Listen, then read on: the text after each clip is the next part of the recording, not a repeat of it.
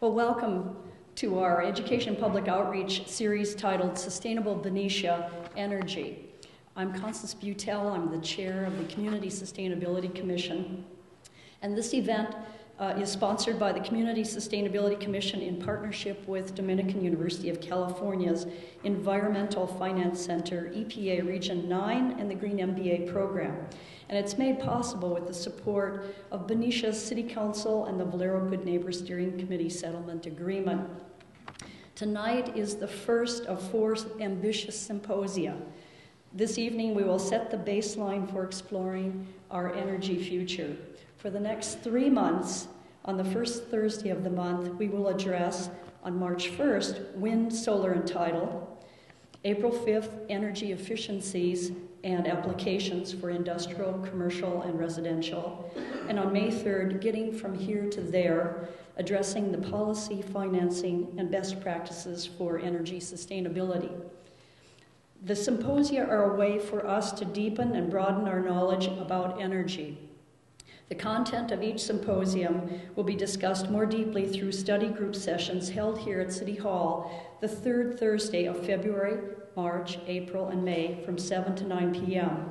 The public is invited to join us as we probe more deeply into these topics. I want to acknowledge the amazing work of Dominican University's Sarah Diefendorf, Lauralee Barbaria, and Susan Blockman, and to personally thank our panelists for work and preparation for tonight's symposium. Thanks to the Community Sustainability Commission Work Group 1 members, Vice Chair Kathy Carriage, Commissioner Raylyn Fiscalini in the back, Commissioner Lianza Tupfer, and Lianza may have left already to study for a test, and ex officio Commissioner Marilyn Bardet. Marilyn, there she is, okay. And Benicia citizen Ryan Swan. And thank you to our Commission's City Council and as well as to our City Liaison, Gina Lexione. I'd like to especially acknowledge all of you who have come tonight. And finally, energy is crucial for sustainability, and energy is our biggest producer of greenhouse gas emissions. We need to learn more. As a small introduction to Benicia, I've prepared a very short video, and after that, Sarah Diefendorf will moderate tonight's symposium.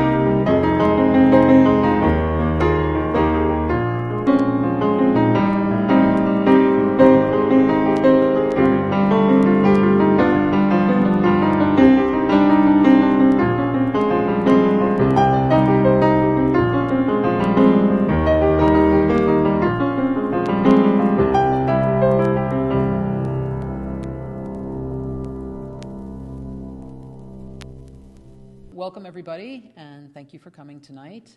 I think we're going to have a very interesting evening, and I'm just going to jump right in. So I just want to give you sort of the rules of the road for the evening. Each speaker is going to have about 20 to 25 minutes to speak. That'll leave 5 to 10 minutes for questions, Q&A session. At the end of each speaker, once we've finished all three, we're going to go into a short speaker panel where the speakers actually get to ask each other some questions, and then we'll open up the entire thing to the audience, and we'll end with a Q&A from the audience. We have, I think you notice you have cards on each one of the seats, and those are for you to write down your questions. Rather than trying to set up a mic system out there and everything, we thought we would make it easier for everyone. So please write your questions down on the cards, and people will be walking through the aisles to collect the cards from you.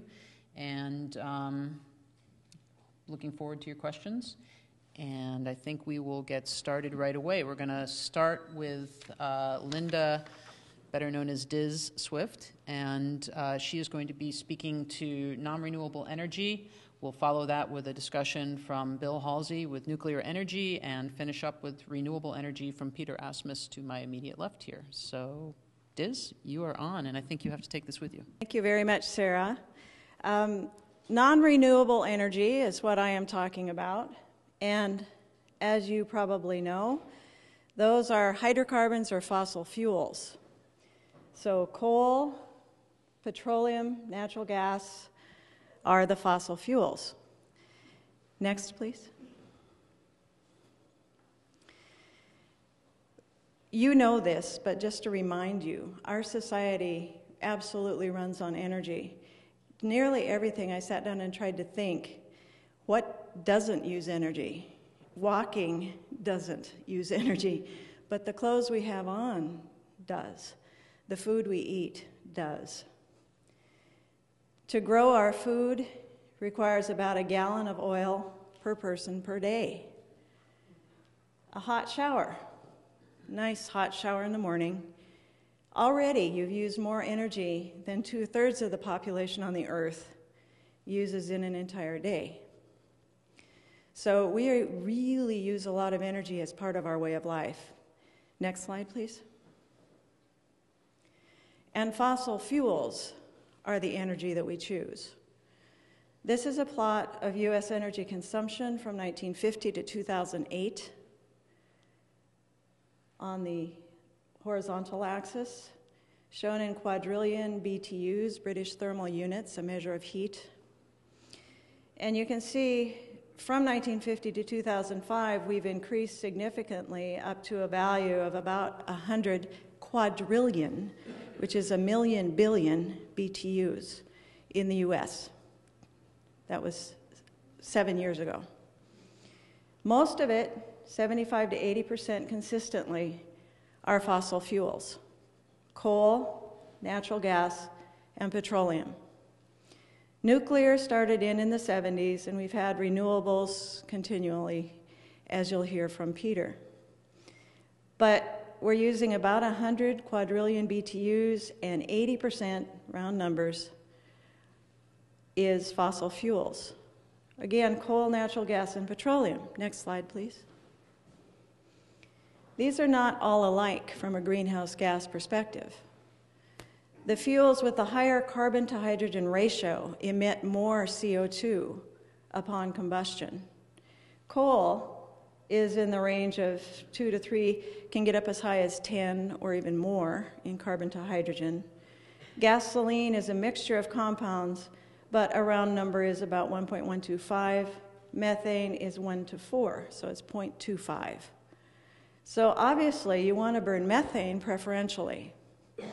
Gasoline or liquid fuels next, and coal the very, very last. Next, please.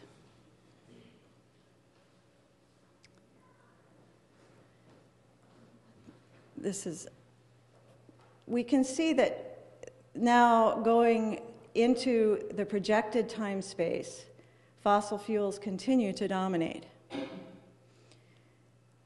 So that we see that coal, natural gas, petroleum continue to comprise about 80% of the portfolio out to 2030. This is the global energy consumption, and now we're up over, in 2030, over 700 quadrillion BTUs. And 80% is fossil fuels, and it continues to grow. Renewables continue to grow, nuclear continues to grow, not even close to fast enough. Next, please. One of the things that we see is the coal demand needs to be reduced. This is a graph showing how coal is used globally, primarily for power generation. The lighter bar is 2002, the darker bar is 2030.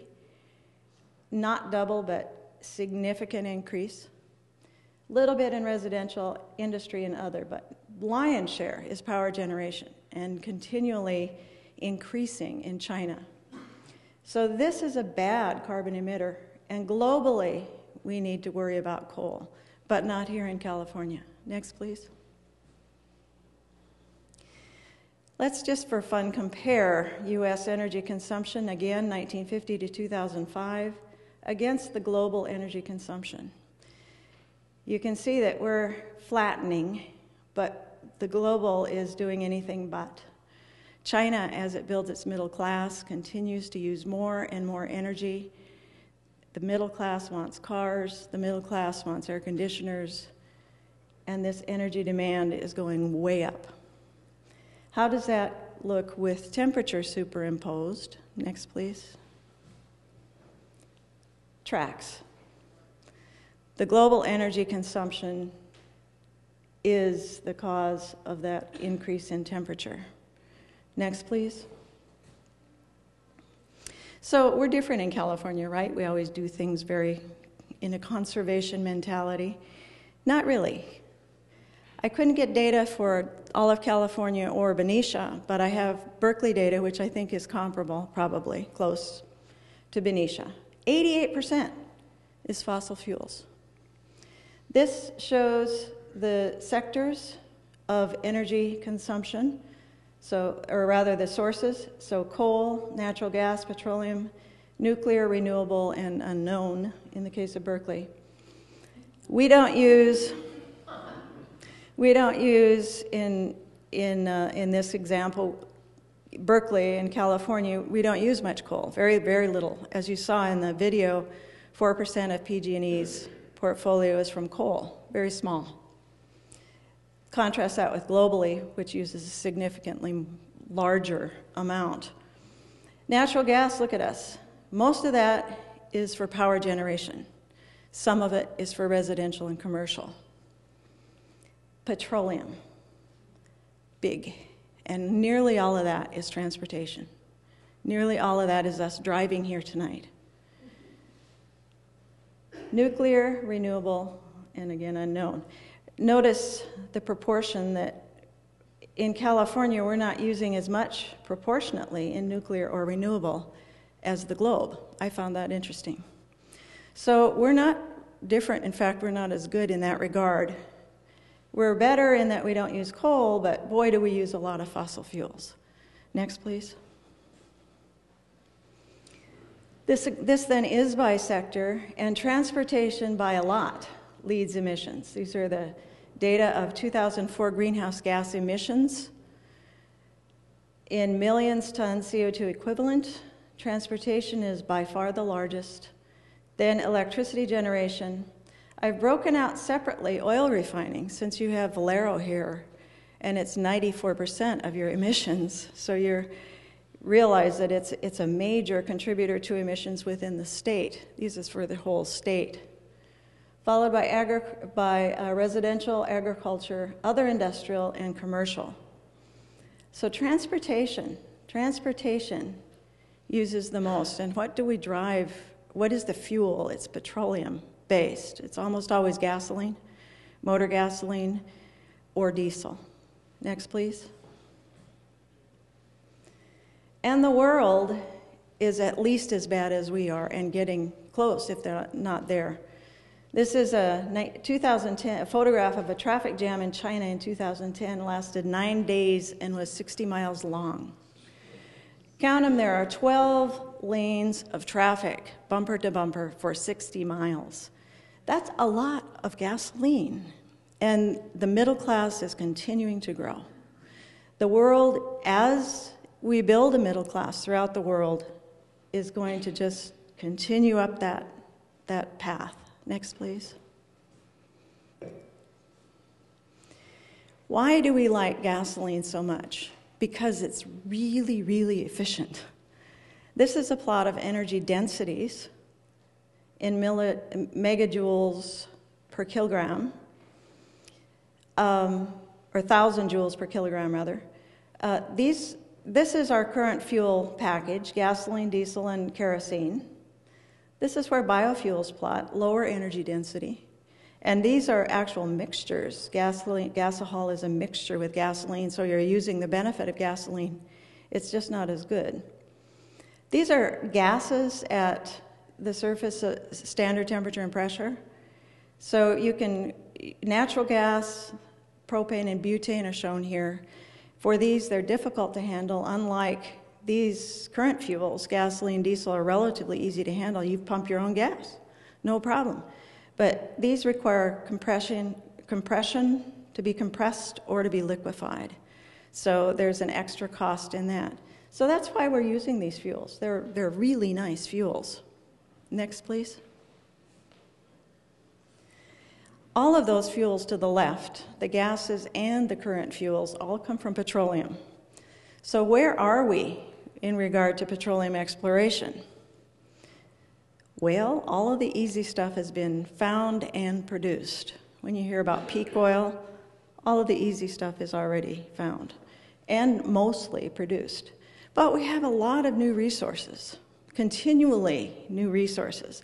BP plots consumption and demand and supply plots routinely, and they show demand going up and supply going up, and they almost exactly match all the time. Where are we getting that?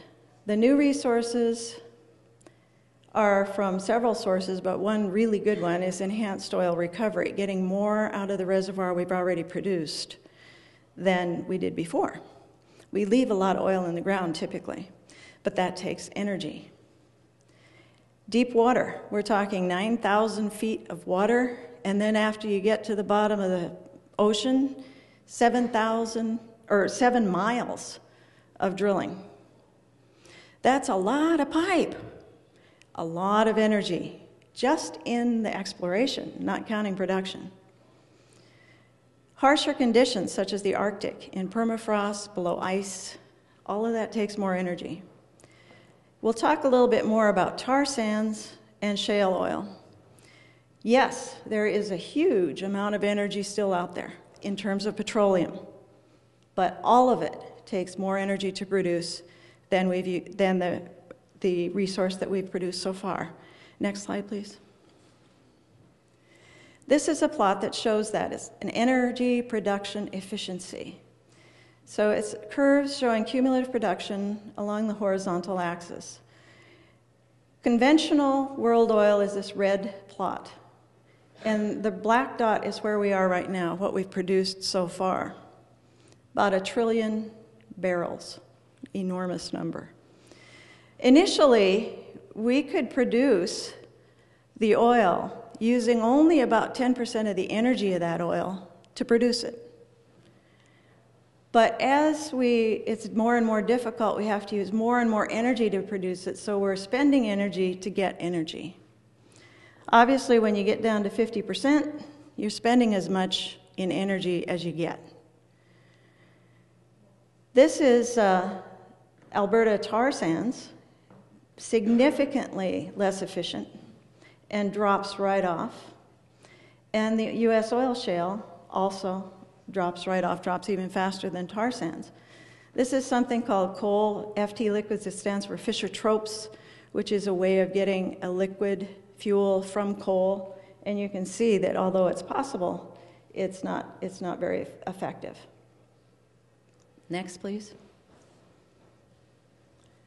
So my little laser has quit, and I will just indicate. This is tar sands production data for the Canadian tar sands, the Athabasca tar sands in Alberta. showing from beginning production in 2006 to 2020, how much emissions comes before you even get it in the pipeline. For excavating, huge mining operations are required to get the tar sands out. They're enormous shovels and giant trucks. I was up there and walk under a truck and the axle is above my head.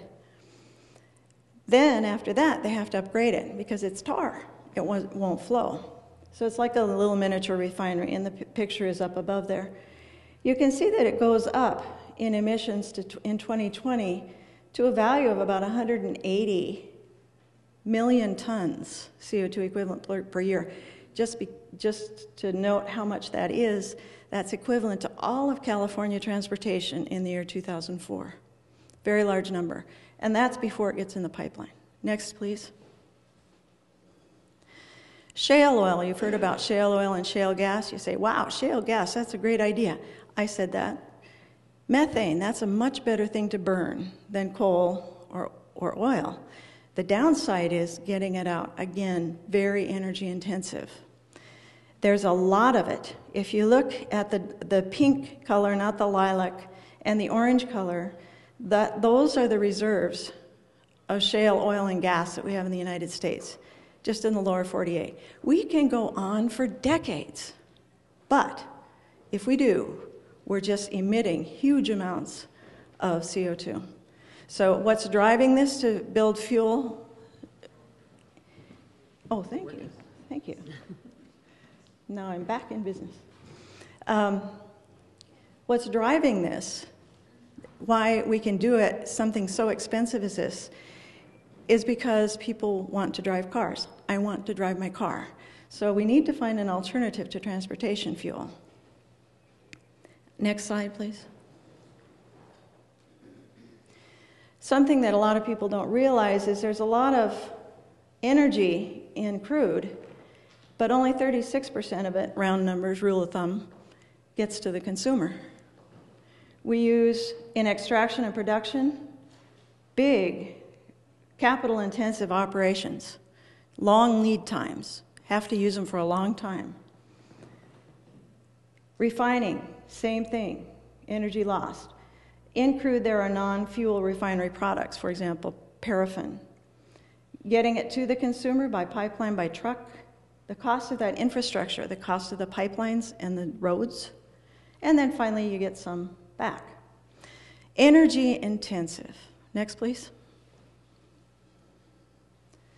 So the point I want to make is that the energy business is energy intensive. You use a lot of energy to get to that pump at the Chevron station. Notice I said Chevron station. And the demand for liquid transportation fuels is increasing very fast. Almost all of it is from petroleum. And the problem with petroleum is all of the easy resources are found. What we look at next is going to cost us a lot in terms of emissions and money. So as the prices go up, wow, renewables will be more economical, right? Yes, but so are tar sand, shale oil, and other difficult resource opportunities. And they all increase CO2 emissions even faster. Bottom line is we need to find something else. We need to find an alternative. We can't continue to use internal combustion engines running on motor gasoline. Next, please. To do this is going to take a huge infrastructure change. How many gas stations did you pass on the way here? I bet more than 2. All of those have to change out. There is change and investment happening in Europe, in China, in other places. US is lagging, but some here. The challenge is absolutely enormous. The estimate, this is from Hudson Clean Energy, but their estimate is it will take $45 trillion to decarbonize the US energy sector by half, by 50%, in the years 2010 to 2050. And that's time value of money. So $45 trillion. The actual pace is about $100 billion a year. At that rate, we'll get halfway there in 450 years. It's really not fast enough. Next, please. So non-renewables are with us for a while, and they're price-driven. Companies will provide to the consumer what they demand. And as long as there's no price on CO2 emissions, it will just continue. And we're very good at finding it. It's harder to find, it's harder to produce, but we can do that. You're willing to pay, we can do that. So we need a price on CO2 emissions. Thank you very much.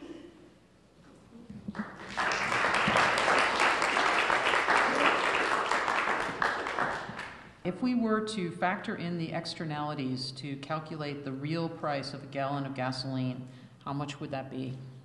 So if you're talking about what it takes to get it to you, there's an awful lot that goes into it. Beyond what you saw in an exploration sense, you have royalty fees, negotiations, all sorts of things. I don't know a number. So the refinery makes very little money, I can tell you that. It's mostly the cost of the oil. I don't think that answered the question, though. In terms of the numbers that you quoted, do they include aviation and airlines? Kerosene is a typical jet fuel, so that is included in it. Since non-renewables are getting more expensive and less efficient, at what point do you think the government will cut back on subsidies for them and increase subsidies for renewables, evening the playing field? I have no idea. I have no idea. My personal opinion is that we need to stop encouraging looking for fossil fuels. Anything that is encouraging it is just really counterproductive for us. So the sooner is better for that, in my opinion. But when is it going to happen? Getting the political will is one of the largest challenges in the U.S., certainly, with our very diverse population. I would add to that, can you speak at all to the impact of subsidies on oil production and the price of oil? There's been an historic tax break that was initially to encourage production, and it has. And it's simply a small tax break. I don't know how large it is actually, but it's not the taxes that the average petroleum company pays are very large. I don't know the percentage number, but it's a lot of taxes. The price of oil is governed partly by demand and partly by, it's a world market, so it's a world demand price. In the U.S., the price is the same because it's a world price. It's not a U.S. price. So the price of oil is not really affected by any kind of subsidy. What do you think the future of energy storage will look like? And there's actually another question here on tidal, but I think we're going to hold off on that one until we get to our final presentation. Sticking to my topic of non-renewables, energy storage will continue to be what it is today. There might be some underground storage of fuels, probably refined product and possibly natural gas. But storage is typically above ground in the tanks that you see outside the window here. Storage of batteries we might talk about a little later, which is an important issue. Final one is I'm going to try and read this one. The energy return on investment of tar sands fuel is about 2 to 1. If seriously factoring energy costs and producing bitumen, there's something after that though that I can't read. What is it? Bitumen crude. Crude. Got that. Okay. How long, given the environmental devastation, will companies continue this scheme? Companies will continue to provide the consumer with gasoline as long as the consumer buys it. And so, unless we put a price on emissions, it just will go on and on. Because we see the price going up and up, and we still buy it. I don't know where the price point is that is going to stop us from buying it, but we haven't reached it yet, nor have they in Europe. So companies will continue to provide what the consumer demands. That was great. That was really interesting. Next up, we have Bill Halsey, who's going to speak to us about nuclear energy. He is the Associate Program Leader for Advanced Nuclear Energy at Lawrence Livermore National Lab and has been an engineer at the lab for over 30 years. He currently focuses on development of advanced nuclear energy technologies and leads the nuclear fuel cycle R&D at Lawrence Livermore. And in case people haven't noticed, at the back of the sheets that you were handed when you came in the door is the fuller biography of everybody who's speaking tonight. All right. Well, first of all, I appreciate being asked to talk about nuclear energy because often in public forum, they tend to ignore that one. So let's bypass that. My second slide is available. This is a brief outline. I'm going to give a couple of minute discussion of how nuclear energy works for, I think some people probably are much more familiar and some are less familiar with it. Talk a little bit about the potential, a little bit about the challenges. And then briefly about the nuclear energy prospects, where it might be going in the United States and the world. And my last slide is on the situation for nuclear energy in California. Next slide. Nuclear energy is a different source of heat. And the figure at the top there shows a uranium atom, an atom of uranium 235, it's a specific isotope. When you hit it with a neutron, it splits into two lighter fission products and gives you a couple of more neutrons, which you can then use to continue the reaction with more uranium. And every time this happens, you get a substantial amount of energy out of that atom, turning into two smaller atoms. You're actually converting mass into energy. So it's a very high energy density energy source. Nuclear fuel is then ceramic pellets of uranium dioxide. It's a hard black ceramic put into high temperature alloy tubes, fuel pins, and built into assemblies like you can see in the other, the lower graphic there. Next slide. You take a whole bunch of those assemblies and you build a reactor core. It's inside a very thick steel vessel called a pressure vessel.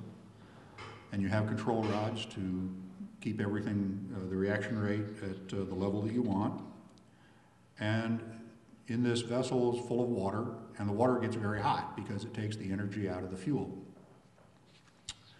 So once you have hot water, the rest of the process is very much like other power plants if you were burning coal, for example, to generate heat instead of using nuclear fuel. You run a steam turbine, the turbine turns a generator, makes electricity, and then you have to have a cooling tower or a secondary, eventually you have to discharge the waste heat. That's in the chart on the figure on there, the left-hand part of it inside the dome-shaped building is where the reactor sits, and that's unique to nuclear power. The other portion of that plant is more like a conventional steam plant, steam electric plant powered by coal or anything else. Next slide. This is just another graphic showing the energy equivalent. This is actually some little cards that I used to have a box full of, but eventually everybody's taken one as a souvenir, and I don't even have one myself anymore. It's a little card like this that on it, attached to it, is a simulated fuel pellet. It's about the size of the end of your little finger. It's about like that. And the energy that is extracted from that little piece of ceramic is equivalent to about 3 barrels of oil, or a ton of coal, or 17,000 cubic feet of natural gas. That's the basic reason why nuclear energy is interesting, is you've got a very high energy density there.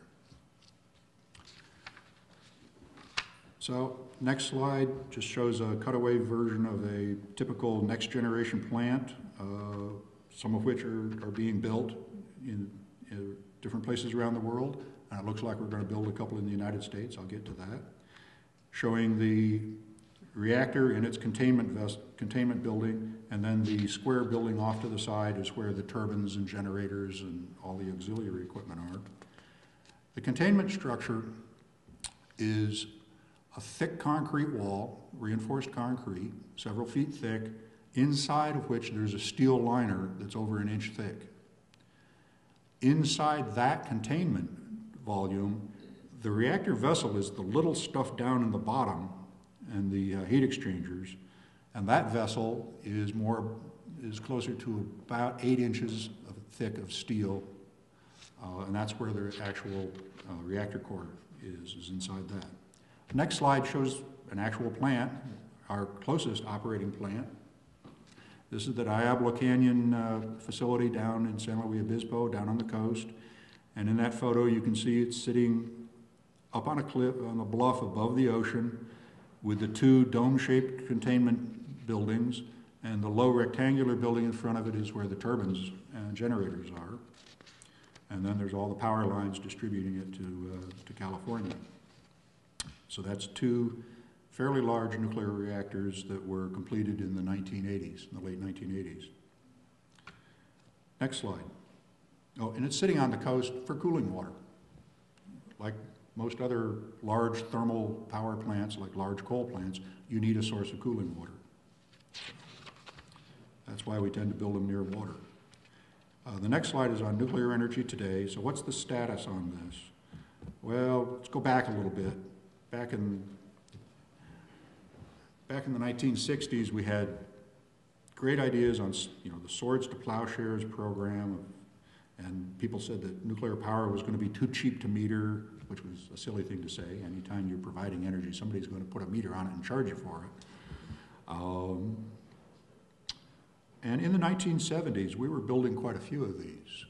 The deployment rate just in the United States reached about 10 large nuclear power plants per year. And there was plans for global deployment of at least 1,000 plants by the year 2000. But then a series of changes and incidents occurred. You had the accidents at 3 Mile Island, Chernobyl.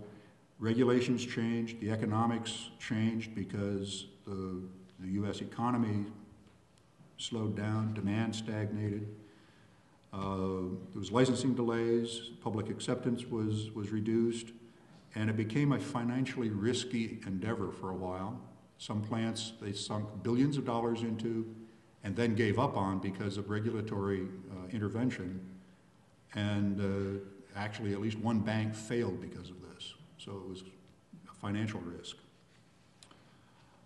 They completed a number of the plants. That's where Diablo Canyon and San Onofre in California were completed in the 1980s, and we haven't built any new ones since.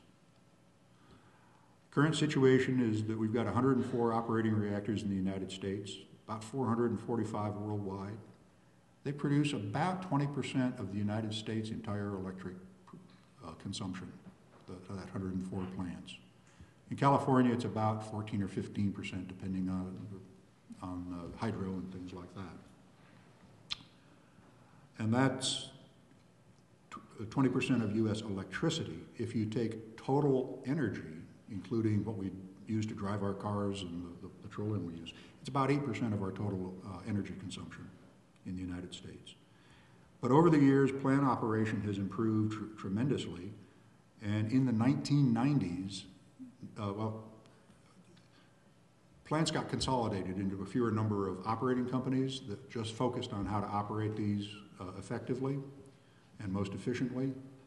And they actually bought up the plants from other places. At first, companies sold their plants for fairly low prices, and then people say, hey, we're making money at this. And the prices on the plants went higher and higher until there's no more for sale. And they're all making money now, and they are putting some of the cheapest power on the grid in the country. So then the question is, why haven't we built more? And I'll get to that. But through improved operations, during the 1990s, they uprated the plants, they improved the operating what we call capacity factor, what fraction of the time is it actually operating, reduced the downtime on them, and they added the equivalent of 19 large nuclear power plants in energy generating capacity without building any new ones, by simply operating the ones that they had better. So other parts of the world are still building them. I'll show a list later that shows that there's dozens of plants under construction right now around the world, and some being considered in the United States. But in the US, we hadn't had any new orders for 30 years. Next slide. What's changed? I talked about the operating companies just a moment ago. So they've taken over these plants and are operating them quite nicely. The old plants have had their licenses extended to 60 years. The really old plants, the smaller ones that were built first, have all been phased out and they've all been closed down. We had several of those in California and they're gone. So it's that second generation of large plants that's still operating. We have a new regulatory environment to try and reduce uncertainty in the licensing process. And there's a new generation of reactor designs that are in the process of clearing their design certification with the Nuclear Regulatory Commission. In fact, one of those just cleared right back at Christmas time, and we're expecting a license to construct one of those sometime in the next few weeks. And there's been some increase in demand, but also that huge capital cost that goes into these. These are very expensive plants to build, but once they're operating, the operating costs are fairly low. It doesn't cost much to put fuel in these things. So it's the capital investment is the big risk. And right now, because of the billions of dollars it takes to build each one, those plants that are likely to go forward have government loan guarantees that if they can't get them through the regulatory process, there'll be a cost sharing with the government. If they do, it costs the taxpayers and the government nothing. It's basically the government's co-signing the loan, but only on regulatory completion, not on the safety and operation of the plants. So, the next slide is, people say, well, can we actually have enough nuclear to make a difference? And I won't go into the details of this, but you can. Shows a 50-year plot of various technology alternatives for deploying nuclear energy. You have to get back to the same kind of deployment rate that we had of multiple plants every year being built. But at this level, by the later part of this century, nuclear could be in the quarter to a third of the United States total energy. The other, say it's at a third, the other 2/3 is going to be reduced carbon fossil and renewables. And that's a big challenge for both of these guys. And it's a big challenge for nuclear too. Can it be done? It could be. All right. What does it take to do that? Next slide talks a little bit about what you can do beyond just base load electricity. Our current reactors like to operate flat out, continuously, not follow the load. It's called base load production. And a lot of our plants now operate for up to a year and a half at 100% capacity without ever slowing down or stopping. And they shut them down and take out some of the old fuel and put in some new fuel. It takes about a month. And then they run for another 18 months. Demand, however, fluctuates during the day. So either the other energy sources have to follow that demand, or we need storage, or we have to have ways of following load with nuclear. And there's a variety of ways of doing that. One is you could make hydrogen during the low demand periods and use that as a transportation fuel, things like that. There's some advanced reactors that are being designed for added missions beyond just producing electricity, such as process heat. We don't have any of those operating in the U.S. They are building some in other parts of the world. Next slide, let's talk about a few of the issues briefly. Economics, I touched on a little of it. Nuclear power plants are really more capital intensive than any other energy source other than building hydroelectric dams. And we usually build hydroelectric dams for flood control, and the electricity is a byproduct. The fuel, however, is comparatively very cheap. The fuel costs in the total energy production are just a small fraction. Operating costs are moderate. Long-term cost of electricity can be more than competitive when they're operated well and last for, you build a plant and then use it for 60 years, you eventually overcome that large capital cost. Let's see, a few things that have been a problem. Most states, the public utility commissions, will not allow a nuclear plant operator to recover any costs until the plant is licensed and operational. So all of your capital is at risk until that point. So if you don't get your license, you just lost a lot of money. That's a risk. On the other hand, many public utility commissions, if the price of natural gas goes up, it passes through to the customers automatically, so there's very little risk. So it's really not how expensive is it, it's how much risk is involved. That's where the loan guarantees have helped. So it's investment risk. We have some loan guarantees in place, and that's beneficial. And so far, the loan guarantees haven't cost the government anything. Next slide just sort of illustrates some U.S. electricity production costs, not capital. This is production costs for coal, gas, nuclear, and petroleum. And coal and nuclear are the two bottom lines, and gas and petroleum are the two upper lines. So it's competitive once you get it built. Next slide, let's talk a little bit about safety and security. Nuclear safety is viewed differently by much of the public than many other risks, and that's been studied many times.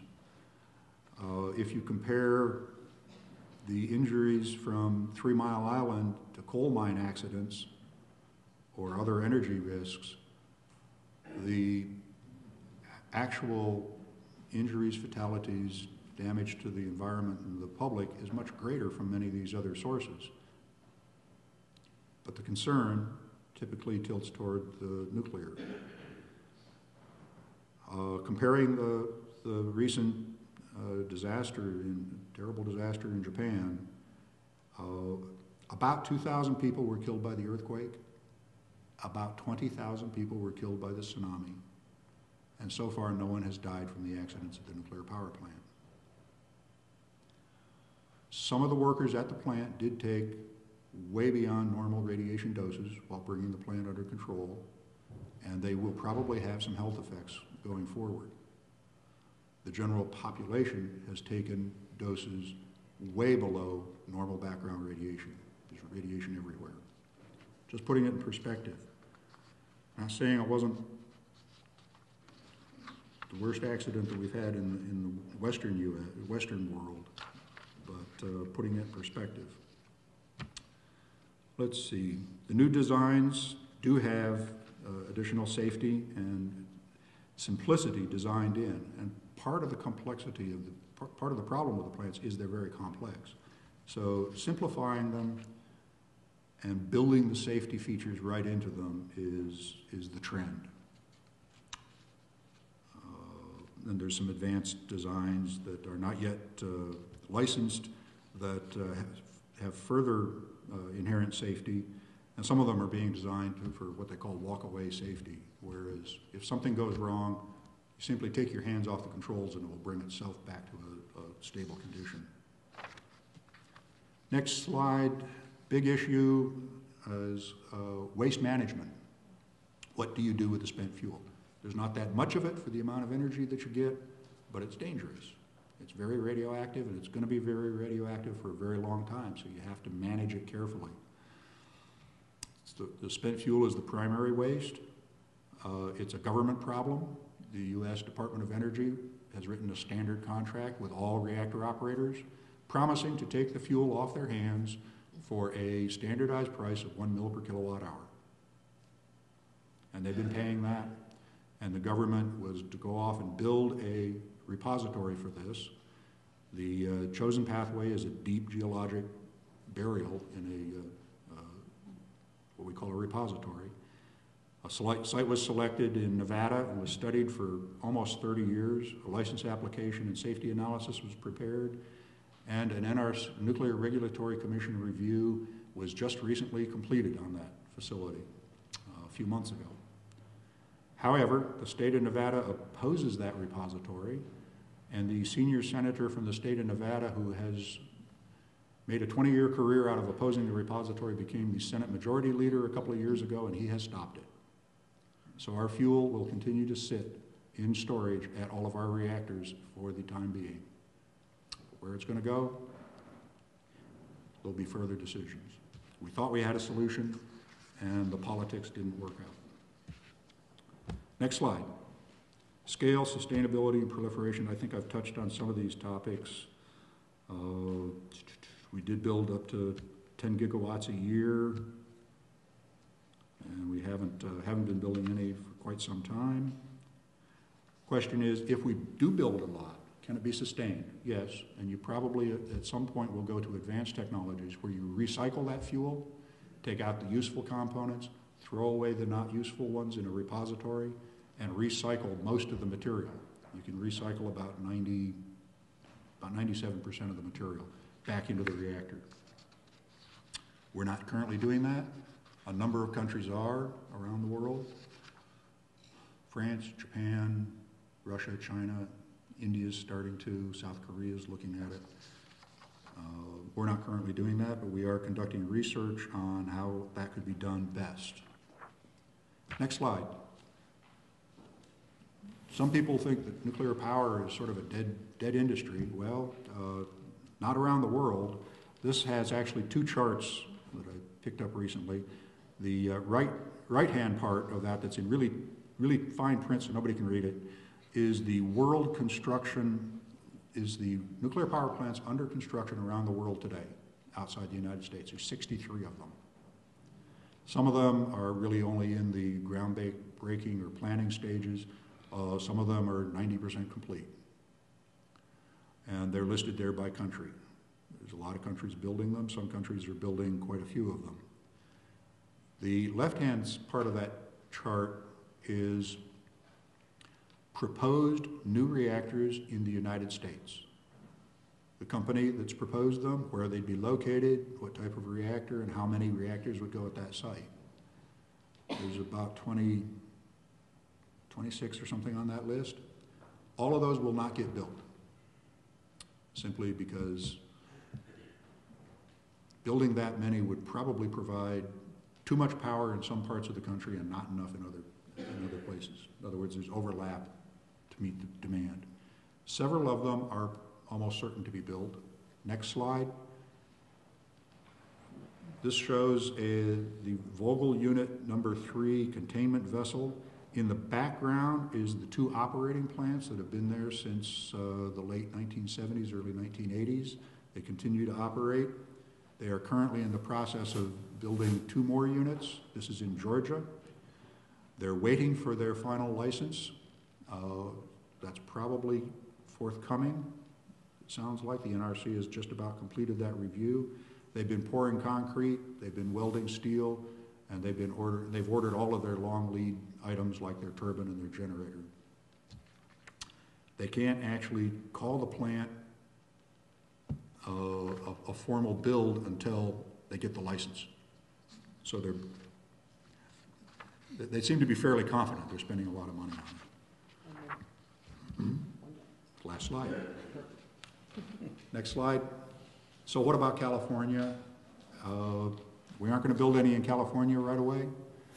California does have a de facto nuclear moratorium.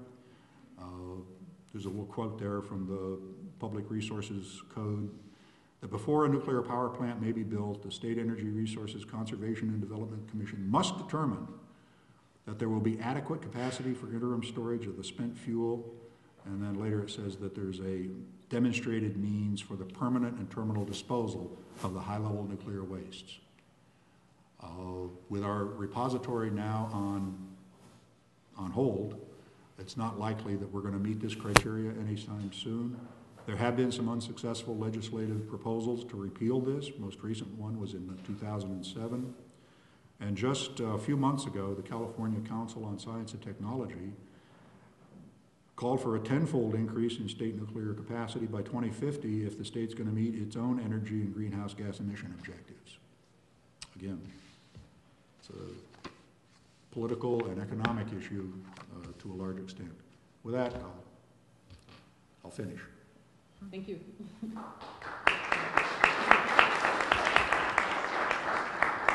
A few questions here. Yeah.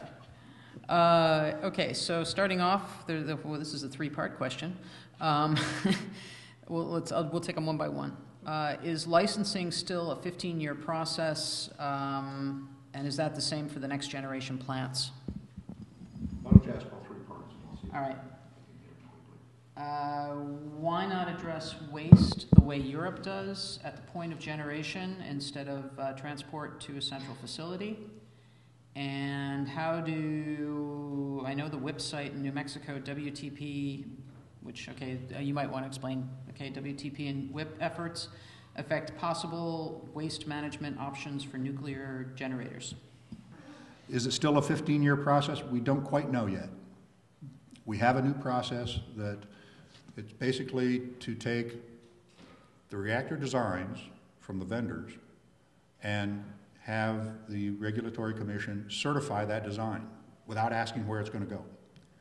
Take sites that utilities or merchant generators own and qualify that site to have a reactor without asking what reactor is going to go on it. So they're generic certifications. Those processes have been working. We now have several certified new designs of the more advanced designs, and we have multiple qualified sites. Those processes take about 2 years to qualify a site and about 3 years to certify a design. Then, at any time in the future, you can take a certified design and propose to put it on an already qualified site with a one-stop license. That's construction, it's a combined construction and operation license. Several of those have been submitted. The plant that I showed, actually Vogel 3, submitted theirs about 3 years ago. I was back in Washington part of this week. It sounds like they may get their CCOL sometime in the next weeks or months. So if that works, the answer is, and then they build it and put it into operation. The answer is no, it's not a 15-year operation anymore. So it's a new process, and we're in the process, and we're partway through testing it. So far, it's working. Waste. Why do we keep it at all of the reactors? Because we haven't, in the United States, made any decisions to do something different. So by default, it stays at the reactor sites, stays in spent fuel pools, and eventually, when it cools down, they put it into dry storage casks, which are great big, heavy, thick steel-walled and concrete-shielded casks that sit inside a protective fence. There have been proposals for centralized storage. There's actually been a centralized storage facility licensed in the United States by an Indian tribe in Utah, and the state surrounding it went to the Department of Interior and prevented them from transporting any fuel to it. So it's never been used. The Yucca Mountain repository was supposed to be our centralized site. We ship it all there and then inter it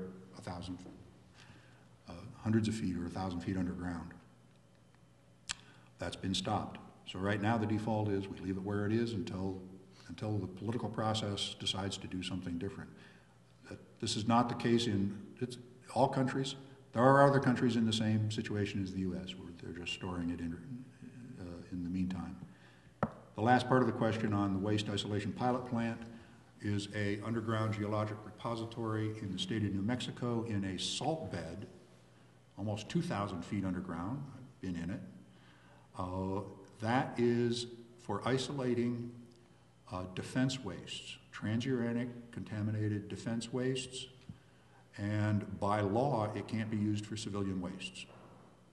The technology could be extended to civilian wastes, and there are proposals to try and do that, but that requires congressional action to extend it. But the pilot plant has been working quite nicely for about 15 years.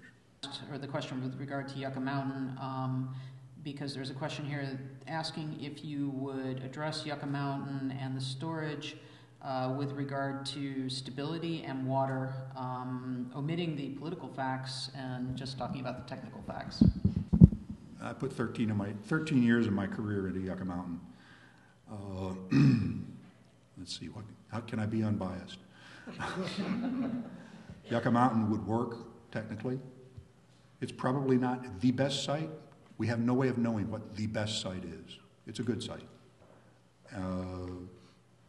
It's out in the desert, and it's a scrub ridge, and it's a location where with a tunnel going down a ramp, you can end up 1,000 feet below the surface of the ground and 1,000 feet above the water table. The idea is no water, no transport of radionuclides. There is water that moves through, when it rains, it moves through fractures, and we studied that for a very long time. And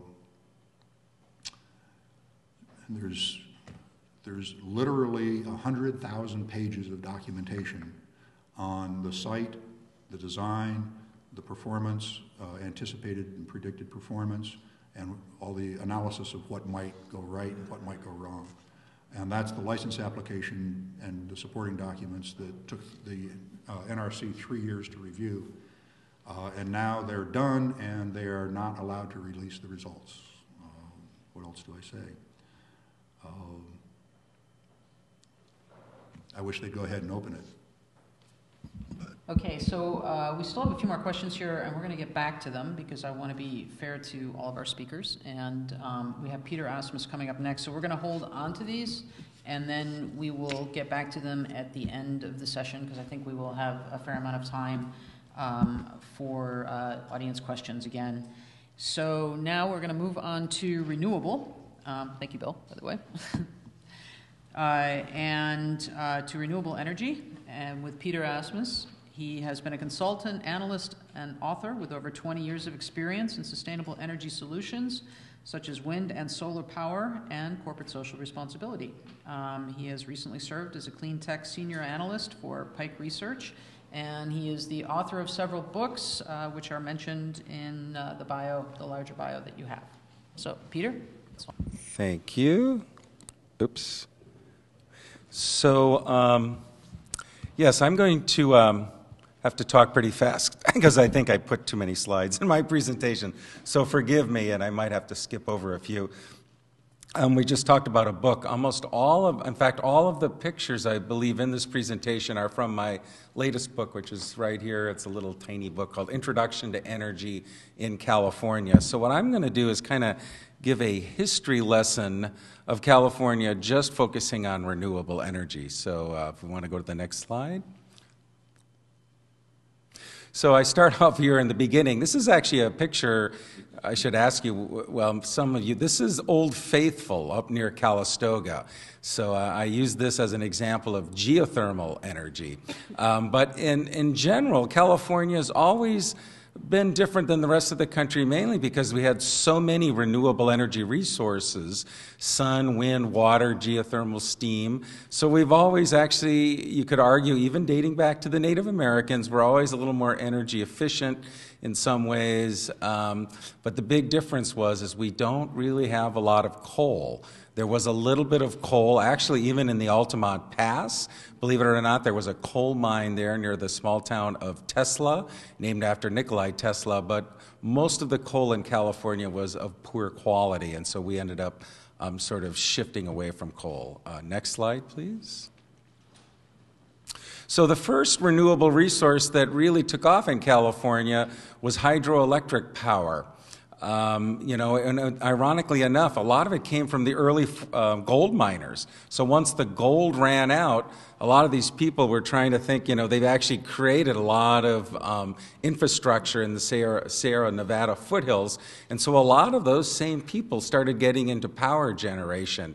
And believe it or not, some people argue that PG&E actually began in a bar in Nevada City. I don't know if any of you know where Nevada City is, but there were some negotiations there in Nevada there was actually a power shortage in Sacramento, and what happened is that these investors, for the first time, decided to build a transmission line down to Sacramento to supply power. And then they actually built a transmission line all the way over to Oakland. And when they did that, those companies eventually consolidated over time, and that's what actually became PG&E. Now, the picture here that we see, this is called the Rome power plant, not named after the city of Rome, but named after an investor named Romulus, a name you don't hear too much anymore. His last name was Colgate, as in Colgate toothpaste. So he was one of the early investors in renewable energy. And the other irony about California is all of our original renewable resources were all in the Sierra Nevada, but all the people were on the coast.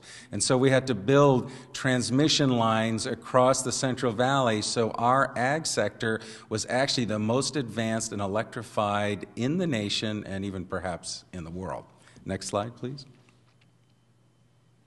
Now this, I didn't label this. This actually is probably, well, I'll tell you, I was going to ask you, does anyone know what this is? But probably no one would know, so I probably won't. So this is actually the Geysers geothermal power plant.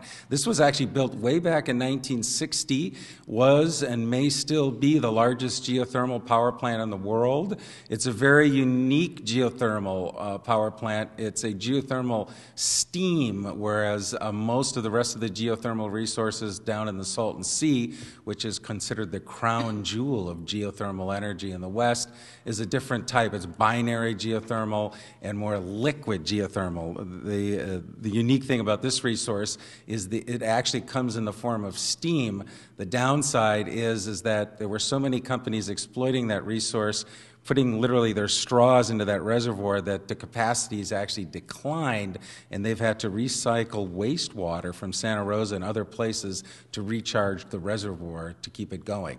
But this was sort of our first industrialized renewable power plant dating back to 1960. Next slide. So in the 80s is when things really took off. Ironically enough, it was due to wholesale deregulation, in part because of the controversy over nuclear power. It was actually Jimmy Carter. Most of us think of deregulation as sort of a Republican thing, but it was actually Jimmy Carter passed a law, or helped pass a law, called it's called PURPA, Public Utilities Regulatory Policy Act, which for the first time allowed non-utility companies to compete against utilities and develop alternative resources, which included renewables, but also included things like gas-fired cogeneration plants, which you have one here nearby at Crockett. But the amazing statistic is between 1980 and 1990, between that time period, California had 90% of the world's solar power, 90% of the world's wind power, 90% of the world's geothermal power, and 90% of the world's biomass. So we were, where was that? It was Jerry Brown was the other main player, who's now obviously governor again, who was the main force behind that. It wasn't pretty. It was pretty messy. It was very haphazard, a lot of tax scams, tax credits. But you could also argue in some ways, some people argue it was the most successful technology development program in history, because within just a very short period of time, we commercialized a lot of technologies. This is a wind farm close by here in the Montezuma Hills in Solano County. Next slide. This then is what was also built during that same time period. In the Mojave Desert, has been historically the largest solar power plant in the world, although there are several now facilities being constructed that will be larger. What's interesting about this is not the solar photovoltaics that we hear so much about and that you can put on your rooftop. This is called, it used to be called solar thermal electric. Now the preferred term is concentrated solar power. Just like a nuclear reactor, it runs on a steam generator. These are mirrors called parabolic troughs that collect the sun, which heat a liquid, which then spin a traditional turbine. There are several new projects of this technology and other concentrated solar power projects, being developed right now, but also there are quite a few have not been successful and are actually shifting over to solar PV. And in fact, some of the largest companies recently went bankrupt. Next slide, please. So here's a map showing solar resource. What's sort of amazing is if you look down in the bottom right-hand corner, that's Germany. Now look at the best solar resource is red.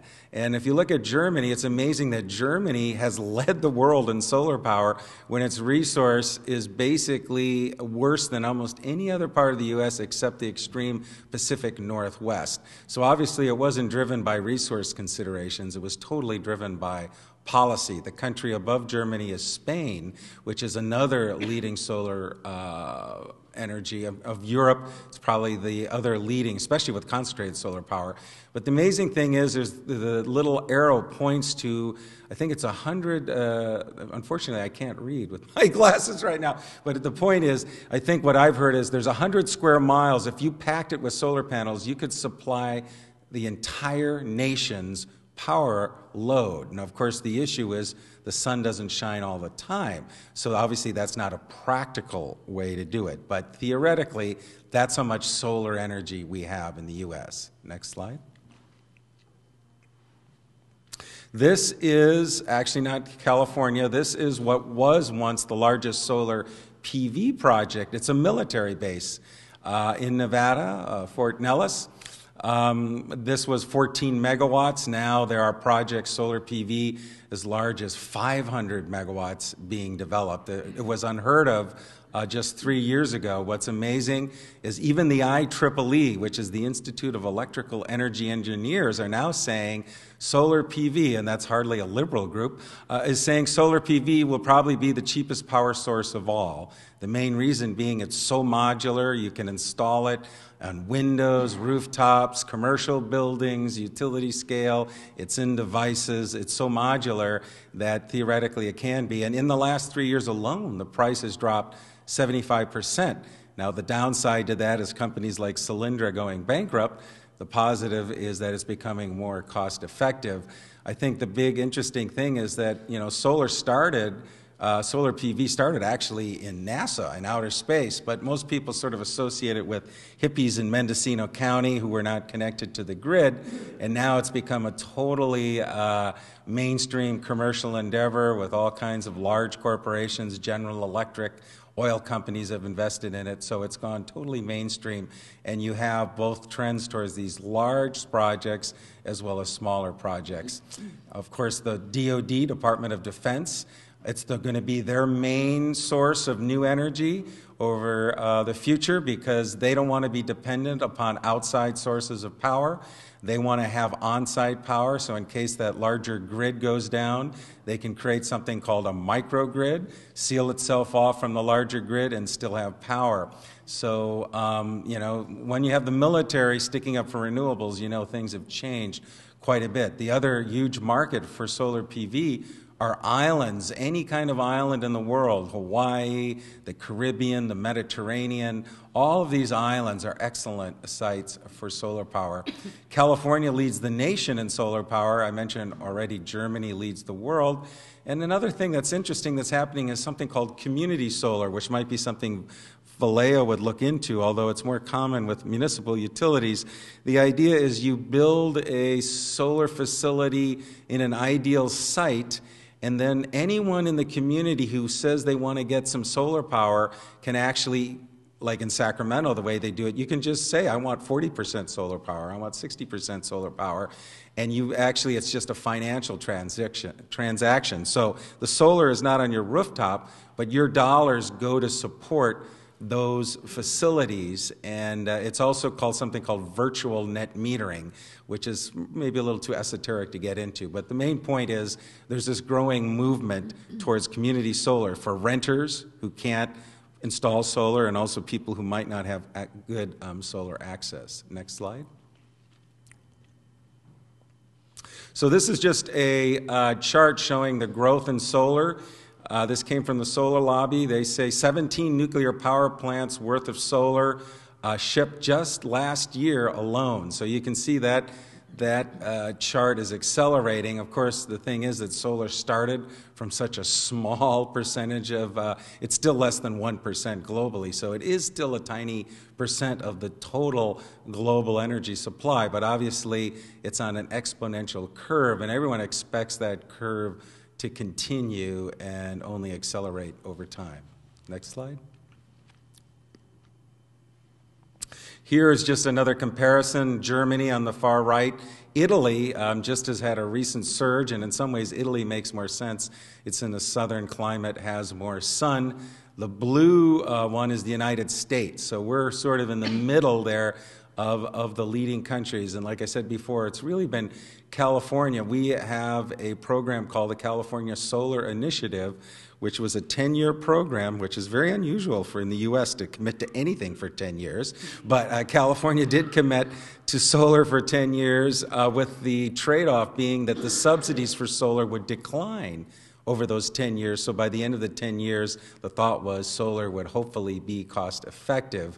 Now, I'm not sure that's going to happen, but there are parts of the world right now where solar is competitive with grid energy. So it is cost-effective with the grid power and is obviously a lot cleaner. And in Europe, they're saying that's going to happen in the next few years. In certain markets already, solar is cost competitive. Next slide. I mentioned earlier islands. This is a chart from a group called, a company called Homer Energy. They were a spin-off of the National Renewable Energy Laboratory in Colorado.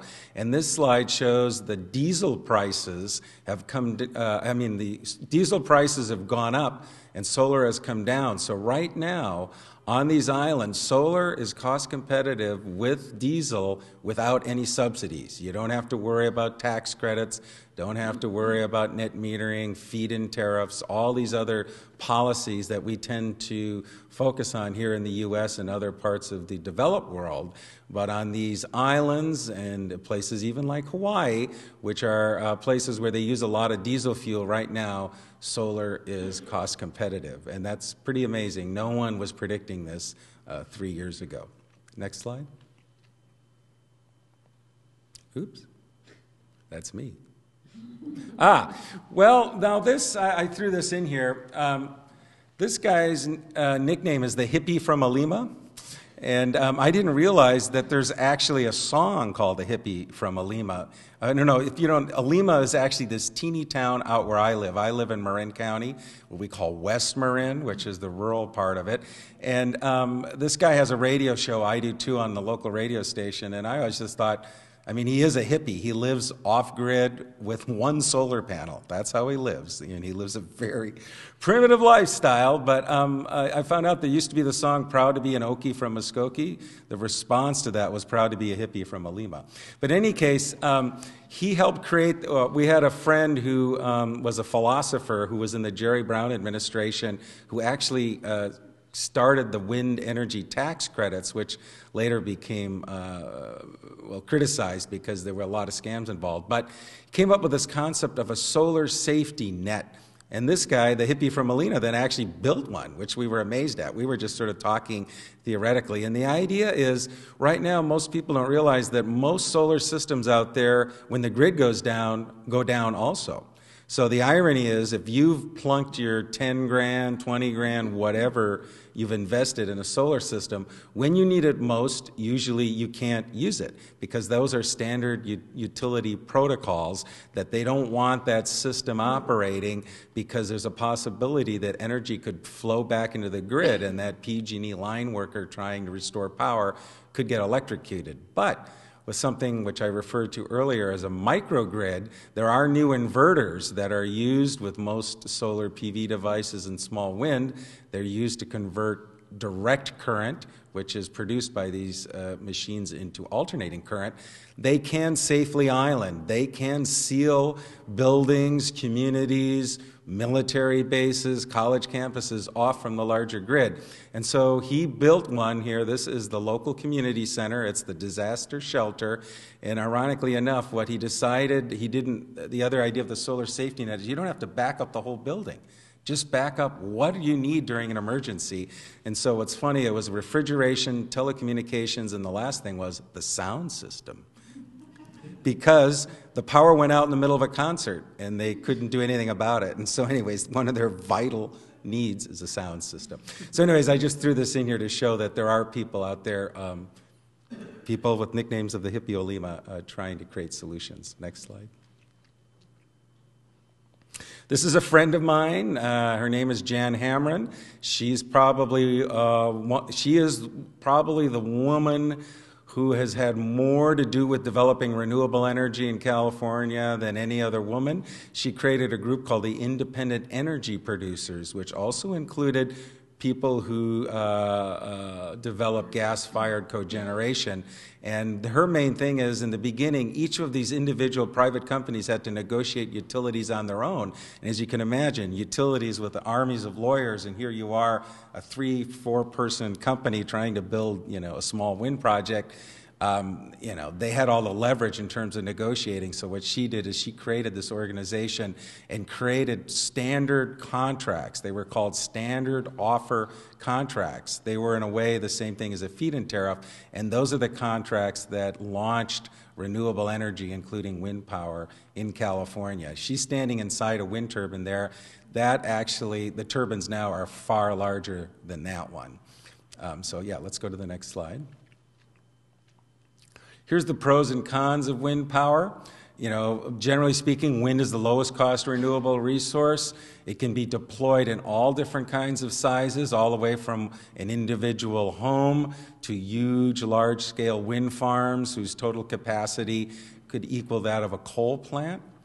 It's very compatible with existing land use. A lot of family farms, especially in the Midwest, in the red states, love wind farms because the farmers get paid wind royalties. I don't know if you're aware of this, but if a company comes in and says, we want to use your land for a wind farm, they will pay you for the wind blowing on your land. And so all of these farms have been saved because the wind turbines only take up such a small part of the property. They can still have their cattle graze, they can still grow their wheat. And so that's one of the beauties of wind power.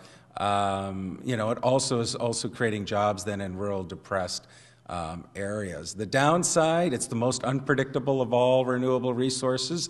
That's why no one has really focused on it for centuries. I mean, we were dealing with wind power back in the 14th century. They were building windmills in the UK. It was always that something better came along and then people gave up on it. It's probably got the biggest challenge siting-wise, NIMBY, of almost any other renewable. For example, in Marin County, I just found out that the local planning department has put a 40-foot height restriction on all wind turbines in western Marin, which is the only part of Marin where wind power makes sense. That essentially is an outright ban because there's no wind turbine that can be cost effective at a 40-foot height. So these are some of the issues that we're dealing with. There's been a lot of concern about birds and bats. Also other critters in terms of environmental impacts. What I will say, the bad news is the Altamont Pass, which is the other major wind project nearby. That's where all the data came from, and it just turns out that that happens to be the worst site in the entire U.S. So all the data that we've gathered just happens to be like the worst case example. So I keep running into people who keep citing the statistics, and then when you say, yeah, but it's very site specific, that wind farm was not designed with birds in mind. Now when people design wind farms, they actually bring in scientists. They actually design the wind farm around sensitive habitats. They put gaps in the strings of turbines because they realize that was one issue. If you just have a string of 30 turbines and there's no gaps, a flock of birds comes through, they have nowhere to go. So now you put a certain amount of gaps, and there's a bunch of other things. The other big thing that's happened is, of course, like in the Altamont Pass, they're ripping out the old turbines, so there's essentially one turbine replacing 40 to 50 old turbines.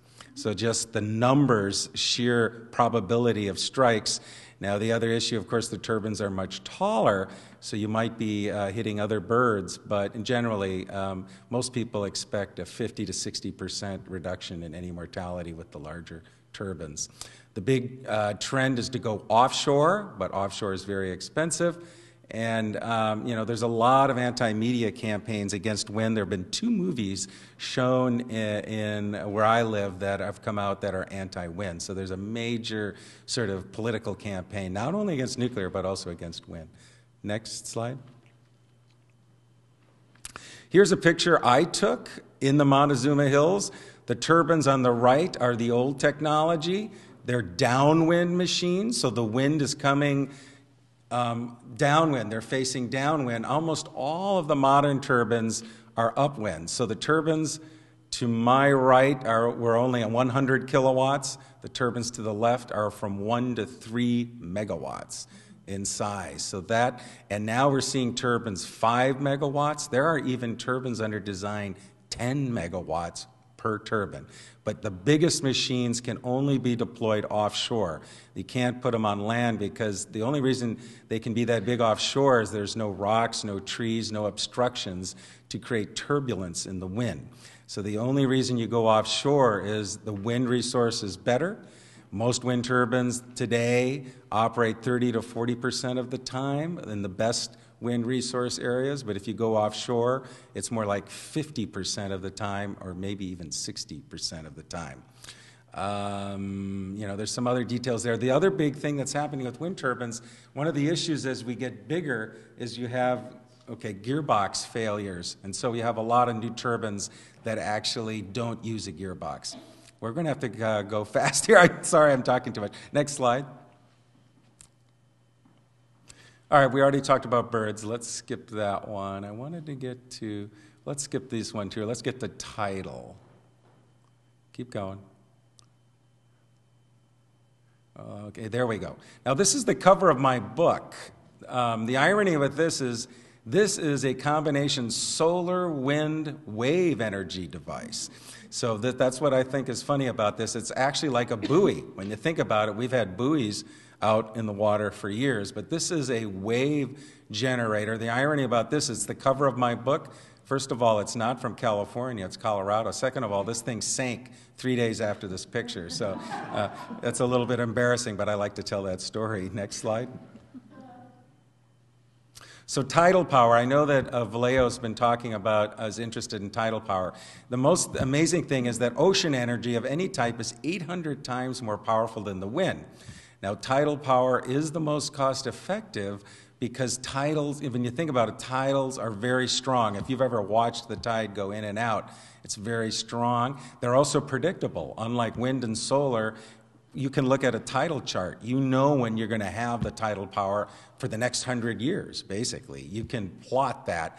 Now, there's been a lot of interest in tidal sites at the Golden Gate Bridge. There was a lot of discussion about it, but all those projects fell through, not so much because there wasn't the resource, but also just about all the ships going through there and some other issues. Right now, the UK is by far in the lead with tidal. They're also in the lead with wave. California, you know, like I said, there was interest in the Golden Gate Bridge area, but that sort of frittered away. Let's just go to the next slide, and then I'm going to have to wrap it up here. Now, here, I'll just talk, well, we can end with this one. This is a tidal turbine. So look at it. Doesn't it, it looks an awful lot like a wind turbine, and that's one of the issues with tidal. So wave power is, first of all, there's a lot more wave energy in the world. Any west-facing coastline, and in California, that's anything above San Luis Obispo, has a viable wave resource, whereas the tidal resource is very small, comparatively speaking. Oh, yes, the tidal resource, sorry, I was stretching my back there. Now, this is also a turbine that can, in something called river hydrokinetic, and this turbine was installed in a river in New York. It's also being installed in Ontario. So it's not just used for tidal. It can actually be used just in ordinary rivers. And a lot of projects are now proposing to add these kinds of turbines at existing hydroelectric sites. And sorry I ran out of time, but I think I covered most of what I wanted to do. So, starting off with, what is your take on local PACE, the property assessed clean energy? I think that's what it is, yeah. Financial programs. Are you familiar with PACE? Yeah. Well, actually, I think it's a great idea, but there were also, when we had the mortgage meltdown, there were a lot of legal issues with it. And what I heard is a lot of those programs were put in limbo because when you think about it, if housing prices are going down, the whole supposition of some of those programs was that, you know, your housing price would go up and the value of those solar systems would maintain themselves. So I know that the PACE programs, where there was a lot of interest in them, and then they all kind of slowed down. So I think it's still a good model, but it just shows you that you never know what's going to happen in the marketplace. And some of your best ideas, things can just change in a couple of years, and you might have to retool. So how much CO2 is emitted producing PV panels? Wow, that's a good question. I do not have the answer, but what I will say is that no energy source is benign. There's always a downside. In fact, I heard at one point that one of the solar companies that's now gone bankrupt, Evergreen Solar, was actually the leading polluter in the state of Massachusetts. Now, what that tells me is that Massachusetts doesn't have a lot of industry because, you know, there are toxic chemicals used in some solar photovoltaic products, but the amounts are fairly minute. Now, of course, the other issue is there's all kinds of issues. Well, I won't go into that. I'll keep it short. There's another question here regarding the cost of CO2. And how long would it take to pay back the CO2 emitted in manufacturing? Which I think there's another question here regarding the cost of CO2. And how long would it take to pay back the CO2 emitted in manufacturing? Which I think is... I can't answer. Yeah. Yeah. Okay, so, but how long do the panels last? Oh, well, I mean, they're designed to last 20 years, you know? I mean, that's the ideal scenario. Now, it depends on the environment. Ironically enough, in hotter climates, some panels actually, their performance degrades.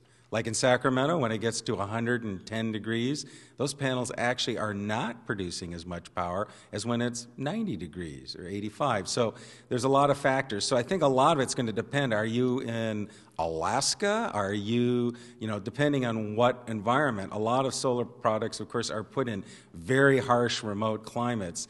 And in those cases, they're probably not going to last as long. But I'd say an average ballpark is, you can count on 20 years, sometimes longer. There's actually two, and we'll hold off on the other one until the end. Is the solar safety net viable for a community or neighborhood in Benicia, and what would be the regulatory hurdles or some of the challenges? My main area of research is microgrid. So there are issues, and unfortunately, Pacific Gas and Electric is a utility that's not enamored by the concept of microgrids. But the world is changing, and one of their main issues went away last year when I mentioned the IEEE Institute of Electrical Energy Engineers passed a guide that says if you're an engineer and you follow steps X, Y, Z, there is no concern for the line workers. So there's now a standard on the books that says if you do this, you should be able to create a microgrid and there should not be any issues. But what utilities don't like is the lack of control they would have. If you have a microgrid and you just want to go into what's called island mode and they don't have control of it, they don't like it. Now, the other thing that's happened, though, is there's an agency called the Federal Energy Regulatory Commission, which is passing laws on something called demand response, which is the idea that when there's a shortage on the grid, instead of firing up a fossil fuel plant, you reduce demand automatically. Like in your home, your refrigerators would turn, your air conditioners would turn down, and microgrids are eligible for these payments. So when you think about it, the microgrid is the ultimate demand response resource, because when it disconnects from the grid, the utility knows that load is gone. And that's what the largest microgrid in California, UC San Diego, 42 megawatts, it's running in island mode 75% of the time and getting paid by the utility. So think of it. You're disconnecting from the utility and the utility's paying you. So that's a pretty good deal. All right. Thank you to all of our speakers. We're going to move into a panel discussion, but before we do that, how about a round of applause for all three of them? Thank you.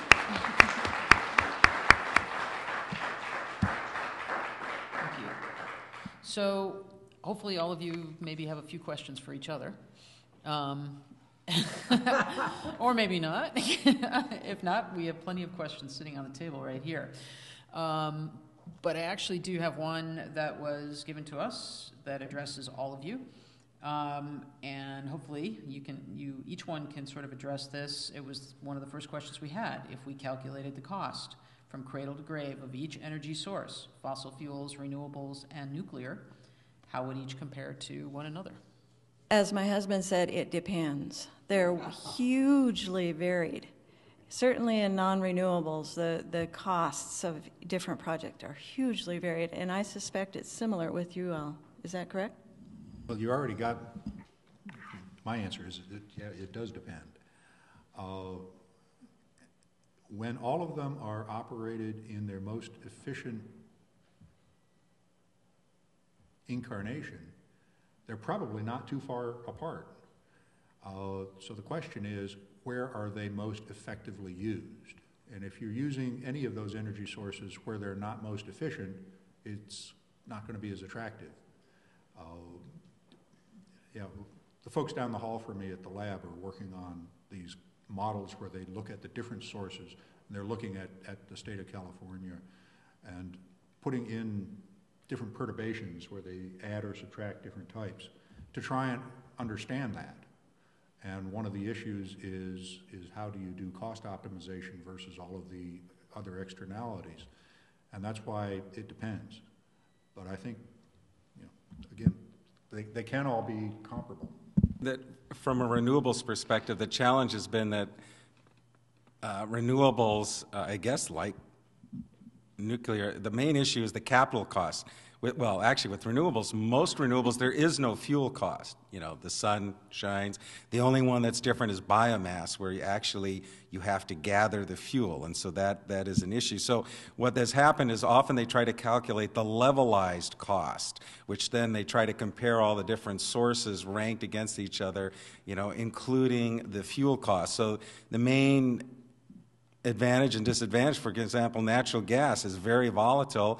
A few years ago it was so high, all the renewables were saying, this is it, we can compete, and then now we've had the fracking phenomenon. There's so much natural gas that it's at like record lows, and now the issue is the wind industry is suffering because they're waiting for Congress to again pass a subsidy called the production tax credit, and people are laying off workers. So, you know, I'd say that the issue. Now, the other thing is with renewables, instead of your money going to fuel, it goes to labor. So if you look at jobs, renewables generate far more jobs than fossil or nuclear, because when you think about solar panels, you got people climbing on rooftops for just a little bit of power. So you could say that's inefficient, true, but it also creates a lot of jobs. So, whoops.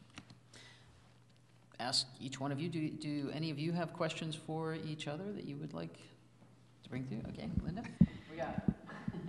One of the things the three of us talked about together before this session is the challenge of transportation. Transportation is such an important part. Transportation, including automobiles, trains, and especially aviation, which is so intensive. How do we transition?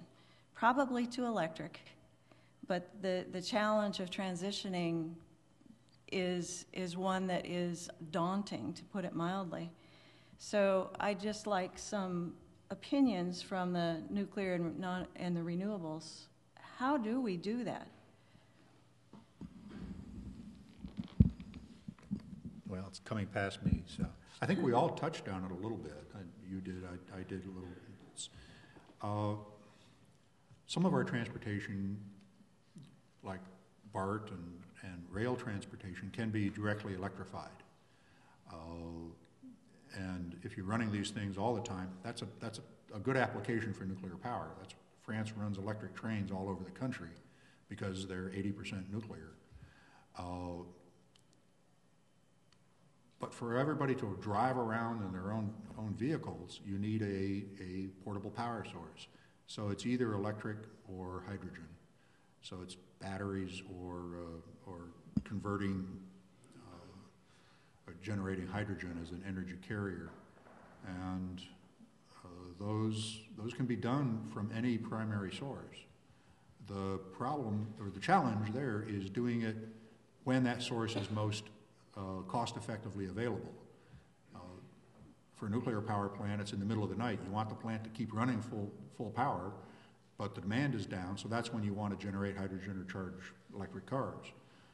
For a lot of the renewables, it's when they're producing most, and yet demand is not overwhelming them. So it's a different mix, and that at the scale of what we use oil for in gasoline, it's a tremendous challenge, and those are the two primary ways that I see of addressing it with any of these. Yeah, what I would point out is that actually our transportation, in terms of our carbon footprint, is like close to 40%, whereas electricity is close to 20%, mainly because we don't burn coal. Like the rest of the country is 50% coal, and California, PG&E is only 4%. PG&E is burns the least amount of coal of any utility. Los Angeles Department of Water and Power used to burn 75% coal, but it was all in Nevada. So, they exported the pollution. But in terms of EVs, I think where I work at Pike Research, everyone's talking about EVs, but the issue being that each EV is the same demand as a house. So if everyone's going to EVs, that's going to just dramatically increase the amount of electricity. And if people are just plugging these things in willy-nilly, it's going to drive the grid operators crazy. So, how do you, in a society like the U.S., mandate when people charge their cars? There's going to be ways. And he mentioned nuclear. The other thing, what most people say is that most wind power in the U.S., and I think California's at nighttime, I think it blows at night, when there's very little demand. So that's the fantasy that most sort of renewable EV people have, is this idea that, you're charging your cars at night and you're soaking up all that cheap wind power. And so that's the load that then if you're building more wind power, that's how that would sort of serve that load. Let me add one more, and you may want to expand on it. There's also the concept for synthetic fuels, making synthetic fuels. You need an energy supply, you need a supply of carbon and hydrogen. You've got all those available. You can make synthetic fuels. For example, it's really hard to conceive of operating an effective jet airliner fleet without having jet fuel. Hydrogen storage and a lot of these other concepts are really hard to replace. Jet fuel is really hard to replace. You can make synthetic jet fuel without having to start from oil pumped out of the ground. It's not going to be as cheap for a long time. And returning to the energy cost of making synthetic fuel, we'd have to consider how much it actually costs. Is it a savings? Because you're going to be combusting it and generating CO2 emissions anyway. One thing that I would point to that is low-hanging fruit and just right there tomorrow, if we would have the will to do it, which is energy efficiency in transportation. Miles per gallon, what do you get on the highway? 21? 25? That's considered good. In the 70s, I had a VW Bug. We got 50 routinely, and that's a poorly designed engine compared to how modern engines are designed. We can increase our energy efficiency in transportation, all sorts of transportation, but we need to have the will to make it happen. So right away, you can have the demand if you would double your mileage efficiency. Okay. Thank you. Good discussion. Either one of Peter or Bill, do you have a question to address the panel? I don't know. Do you have a question?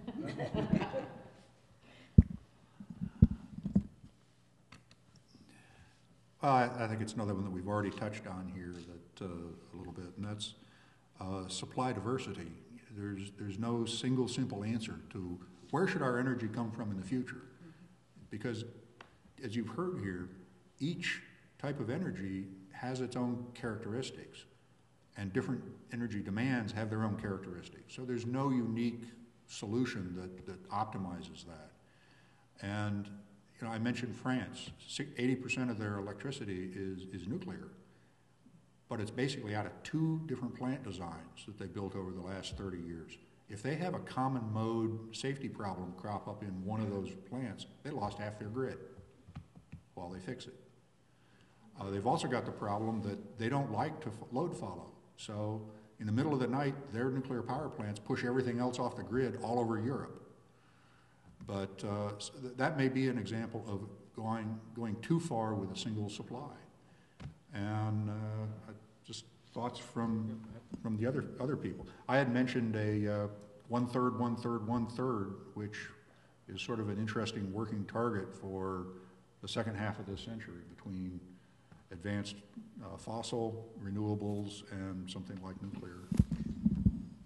Yeah, one of the slides I didn't get to was talking about it, because, you know, when I give talks and stuff, it tends to be people like to think there's one answer. I mean, it's very like people, well, what's the one thing we should do?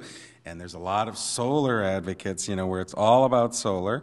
I'd say that's the most common. And I would say, you know, it's understandable because and it has been expensive. And I'm saying the costs have come down. It is still, in some place, you know, still relatively expensive, and there's no way we could just go solar. You know, it would just take too long and too incremental. So I totally believe in the diversity. And the other thing is, you know, when you think about it now, California actually is probably the most diverse electricity resource state in the country, I would say, by far, because we have also geothermal, which we haven't, you know, I mentioned geothermal. Geothermal is like a coal plant.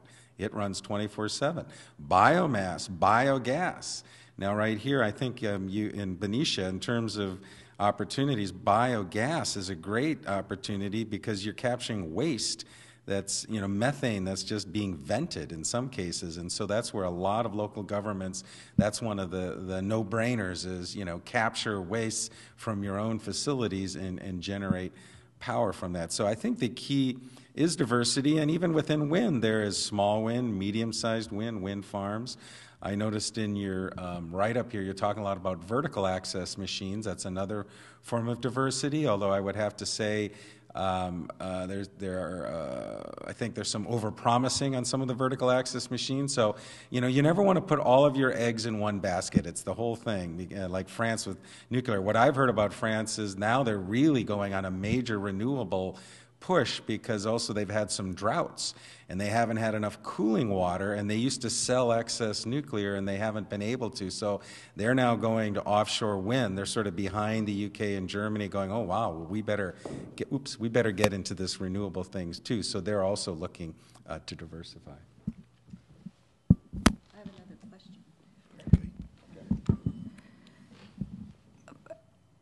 Cooling is an important part of electricity generation, certainly for virtually all sorts, I think. Isn't water going to become a critical limiting factor as we go forward?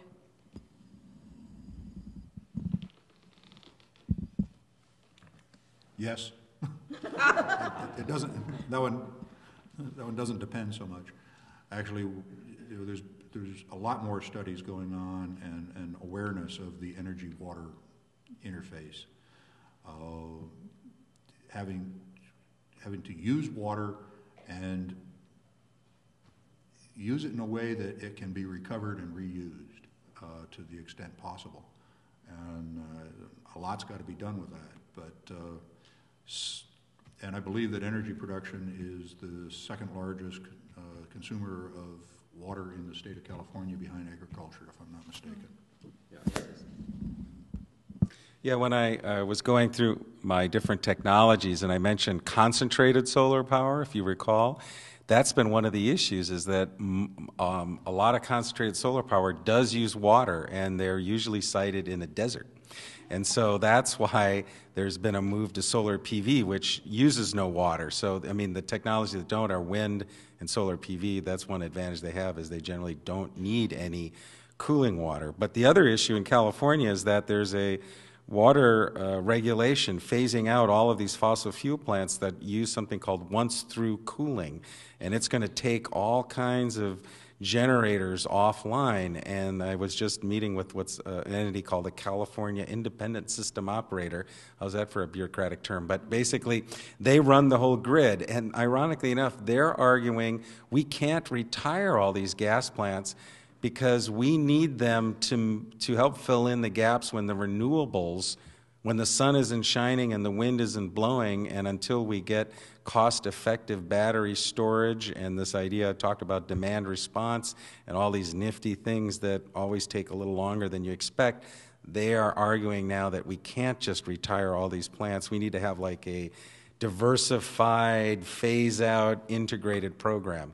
So, you know, it's just another argument for diversity. So I have a question for all of you. A lot of tonight is sort of focused on using technology to get ourselves in the situation that we found ourselves in. And so my question to you is that really going to be possible? Can we just ever keep pursuing ever more sophisticated technology, or do we actually have to change the system that we have? And do we have to stop reliance on sort of these surplus focus of production and ever more and higher profits? Or can we just keep on going the way we're going and technology will save us?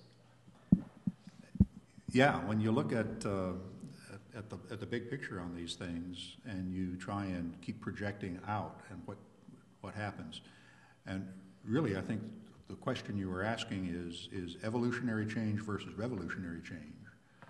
And at some point, you need to see where these two fit together. If you don't have rapid enough evolutionary change, you're likely to have an unintended revolutionary change, which you generally don't want. But you know, some things you can keep pushing and pushing and pushing. Others you can't. I mean, energy efficiency is, you run up against the law of, I think we all agree we have to do all the energy efficiency. That's the first thing. That's the easiest place to save. But you do run up against the law of diminishing returns. You know, you take a refrigerator that's 30% and you double it to 60% efficiency, that's great.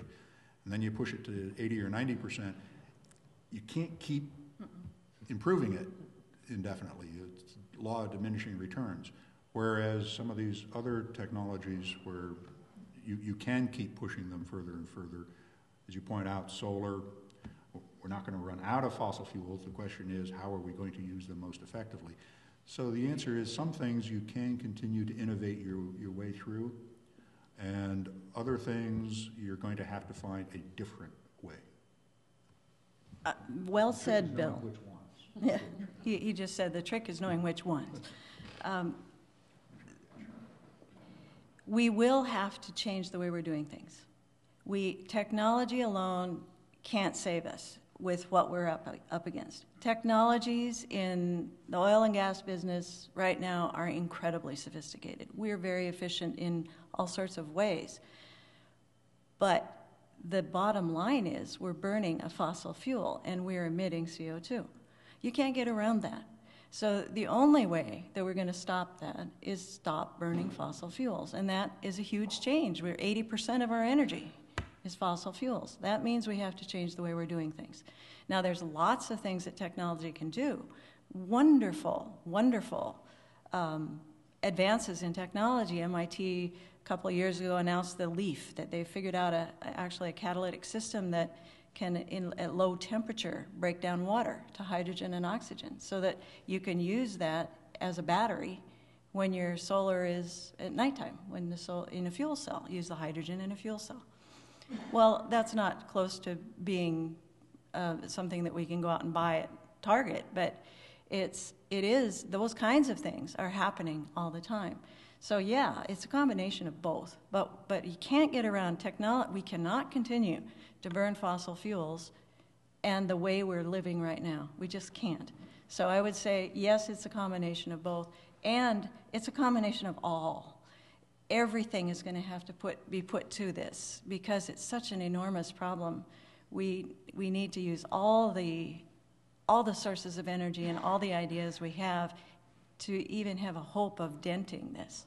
Yeah, I guess I would agree. I mean, I'm actually not much of a technologist, which is ironic that now I work for a company that's called Clean Tech Market Intelligence. But, you know, there's a lot of people also, I think, there are signs of hope in terms of people, you know, just realizing that this whole consumptive lifestyle and just owning a bigger and bigger home, you're like, do you need 5,000 square foot home with 5 bathrooms and, you know, yes, and you know, you have the right to do this in America? You know, how are you can't really legislate it, but once you go to Europe and some other places and you just see how small the cars are and, you know, how small, I think, you know, so I think there's going to have to be it's going to have to be a cultural shift, and we're going to have to celebrate not just mass consumerism, which obviously television and look at the ads that we often watch, but it's going to be interesting to see if we can do this. Now, I think technology does a lot of great things, and there's a lot of hope. I do know, like, for example, out where I live, there's a localization effort, you know, where people are talking about powering down. You know, they're saying we just have to reduce consumption. And, you know, so energy efficiency and something like what's called demand response, which is a form of energy efficiency, but it's more like using the energy when it makes the most sense. So instead of you just having the freedom to do your laundry whenever you want, even if it's 4:30 in the afternoon and the price of power is 30 cents a kilowatt hour because there's a power shortage, in the future, the vision is you can't. Your washer won't work.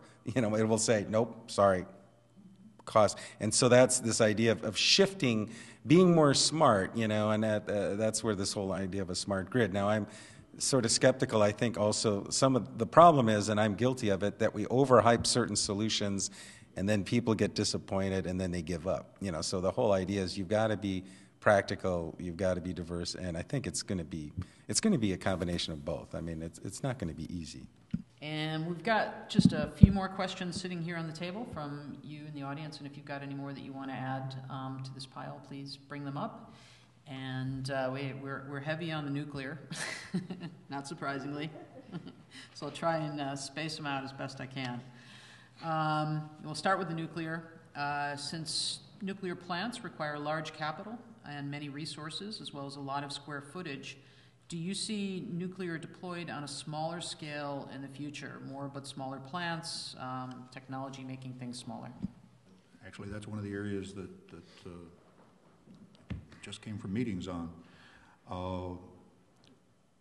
In some of the material that I passed over fairly quickly in the advanced technologies, there's a whole field called small modular reactors, which is bucking the trend of larger and larger power plants to get the economy of scale. And this is to go back down to small plants that can be stamped out in a factory and installed quickly and transported to their sites. A lot of these have been conceptually designed. Some of them are currently gaining industrial interest.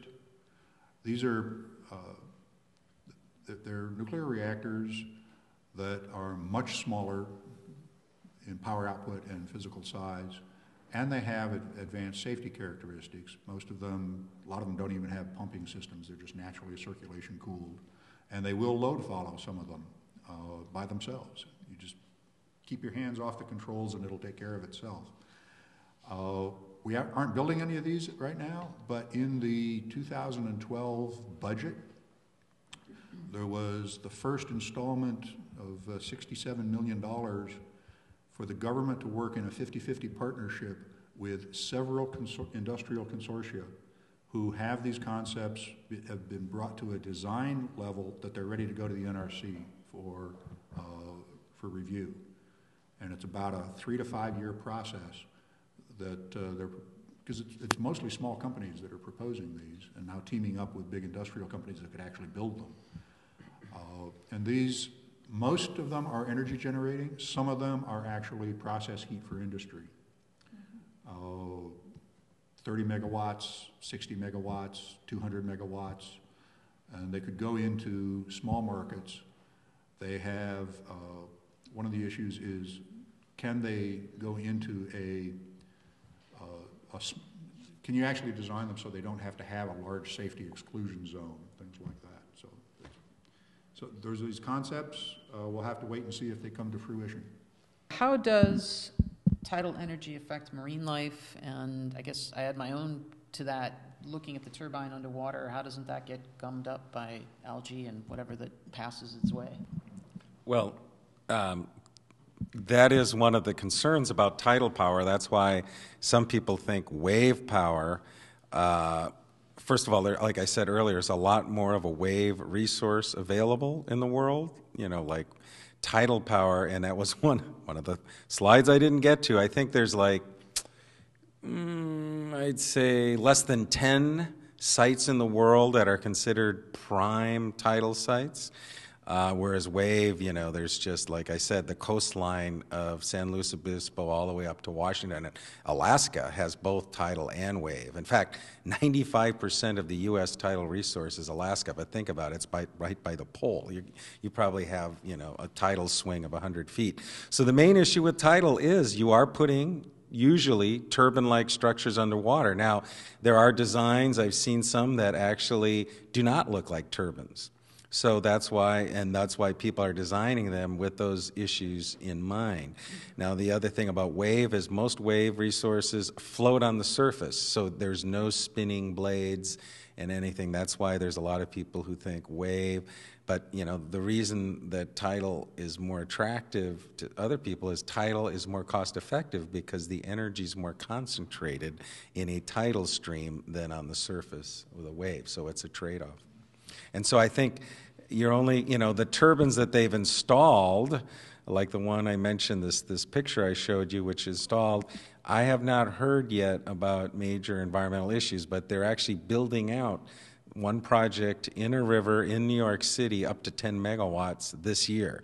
So, that's the thing, is there's just a lot of pilot projects and people are kind of cautiously moving forward and then testing, but they are doing environmental reviews, and that's all part of the process of citing these projects. Which maybe in my ignorance, I think these could be quick answers, but perhaps not. I'm going to put them both together. Is there a future for thorium in the field of nuclear energy? That could be a yes or no. And how many of the 104 reactors in the U.S. are using mixed oxide uranium, plutonium/plutonium fuel? Yes, and I believe today one. A little more. Thorium is another nuclear resource. The two challenges to using it in the United States in the near term is we don't have a thorium infrastructure. We do have a uranium infrastructure, and that infrastructure is very expensive to replace. And two, thorium is inherently a breeding cycle, so you have to be committing to fuel processing and recycling of materials. And we will eventually, I think, get to that, and thorium is a good resource. Countries like India that have a lot of thorium but not very much uranium are actively pursuing the thorium fuel cycles.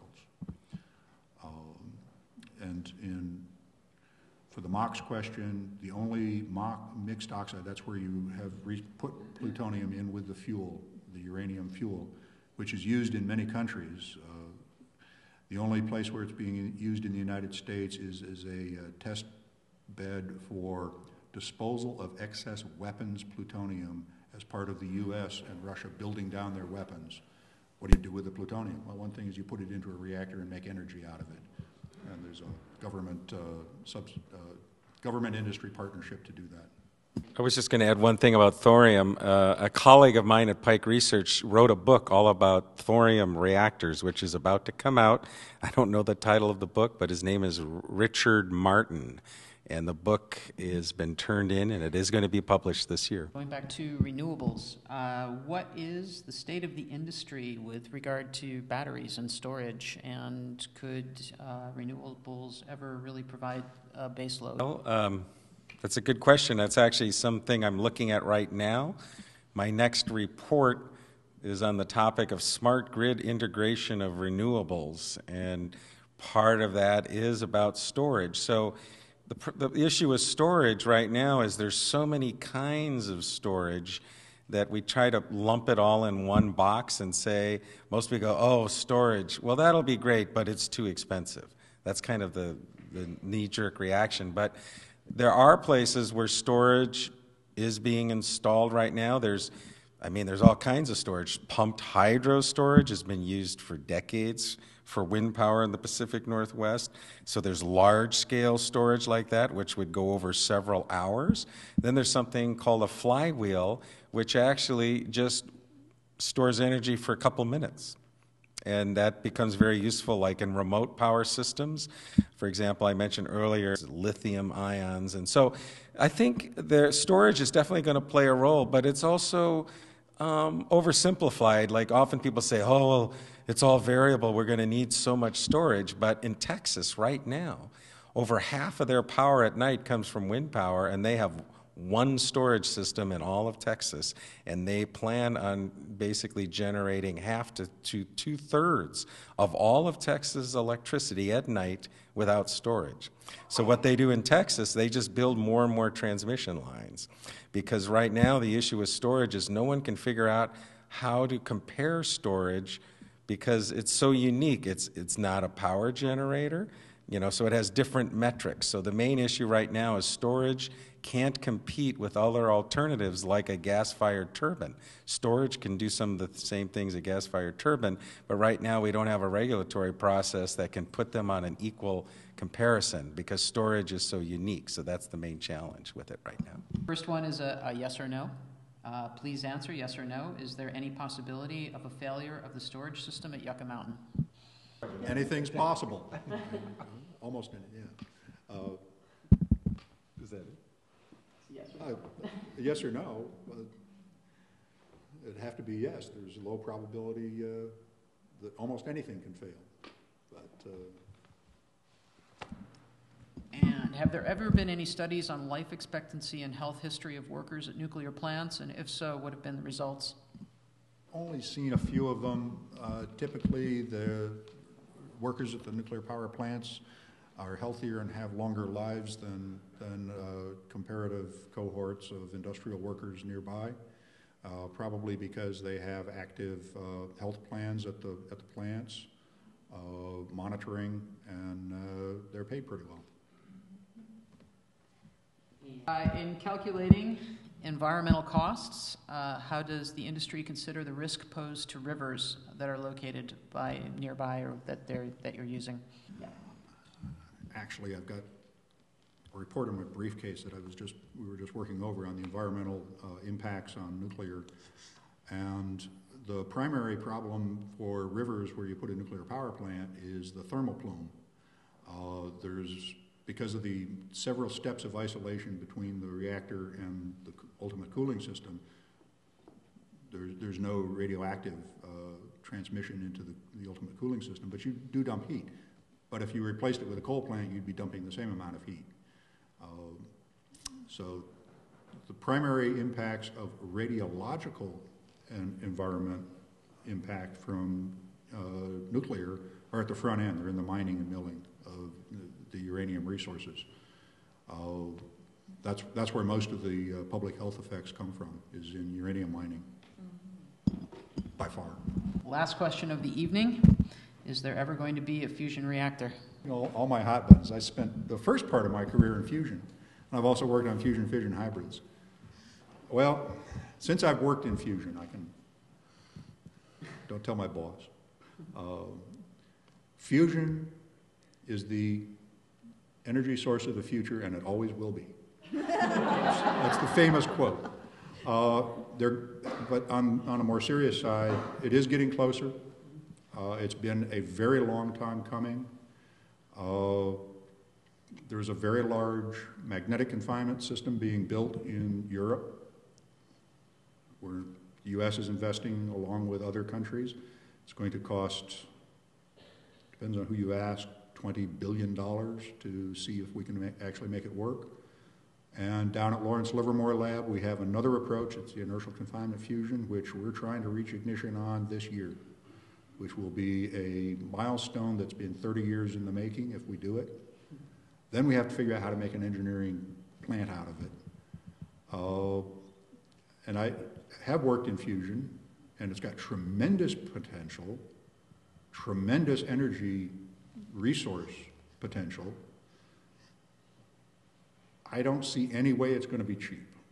I just want to thank the audience for really very good questions coming from all of you and all of the speakers as well. Thank you very much for coming tonight. Good round of applause for everybody, and thank you.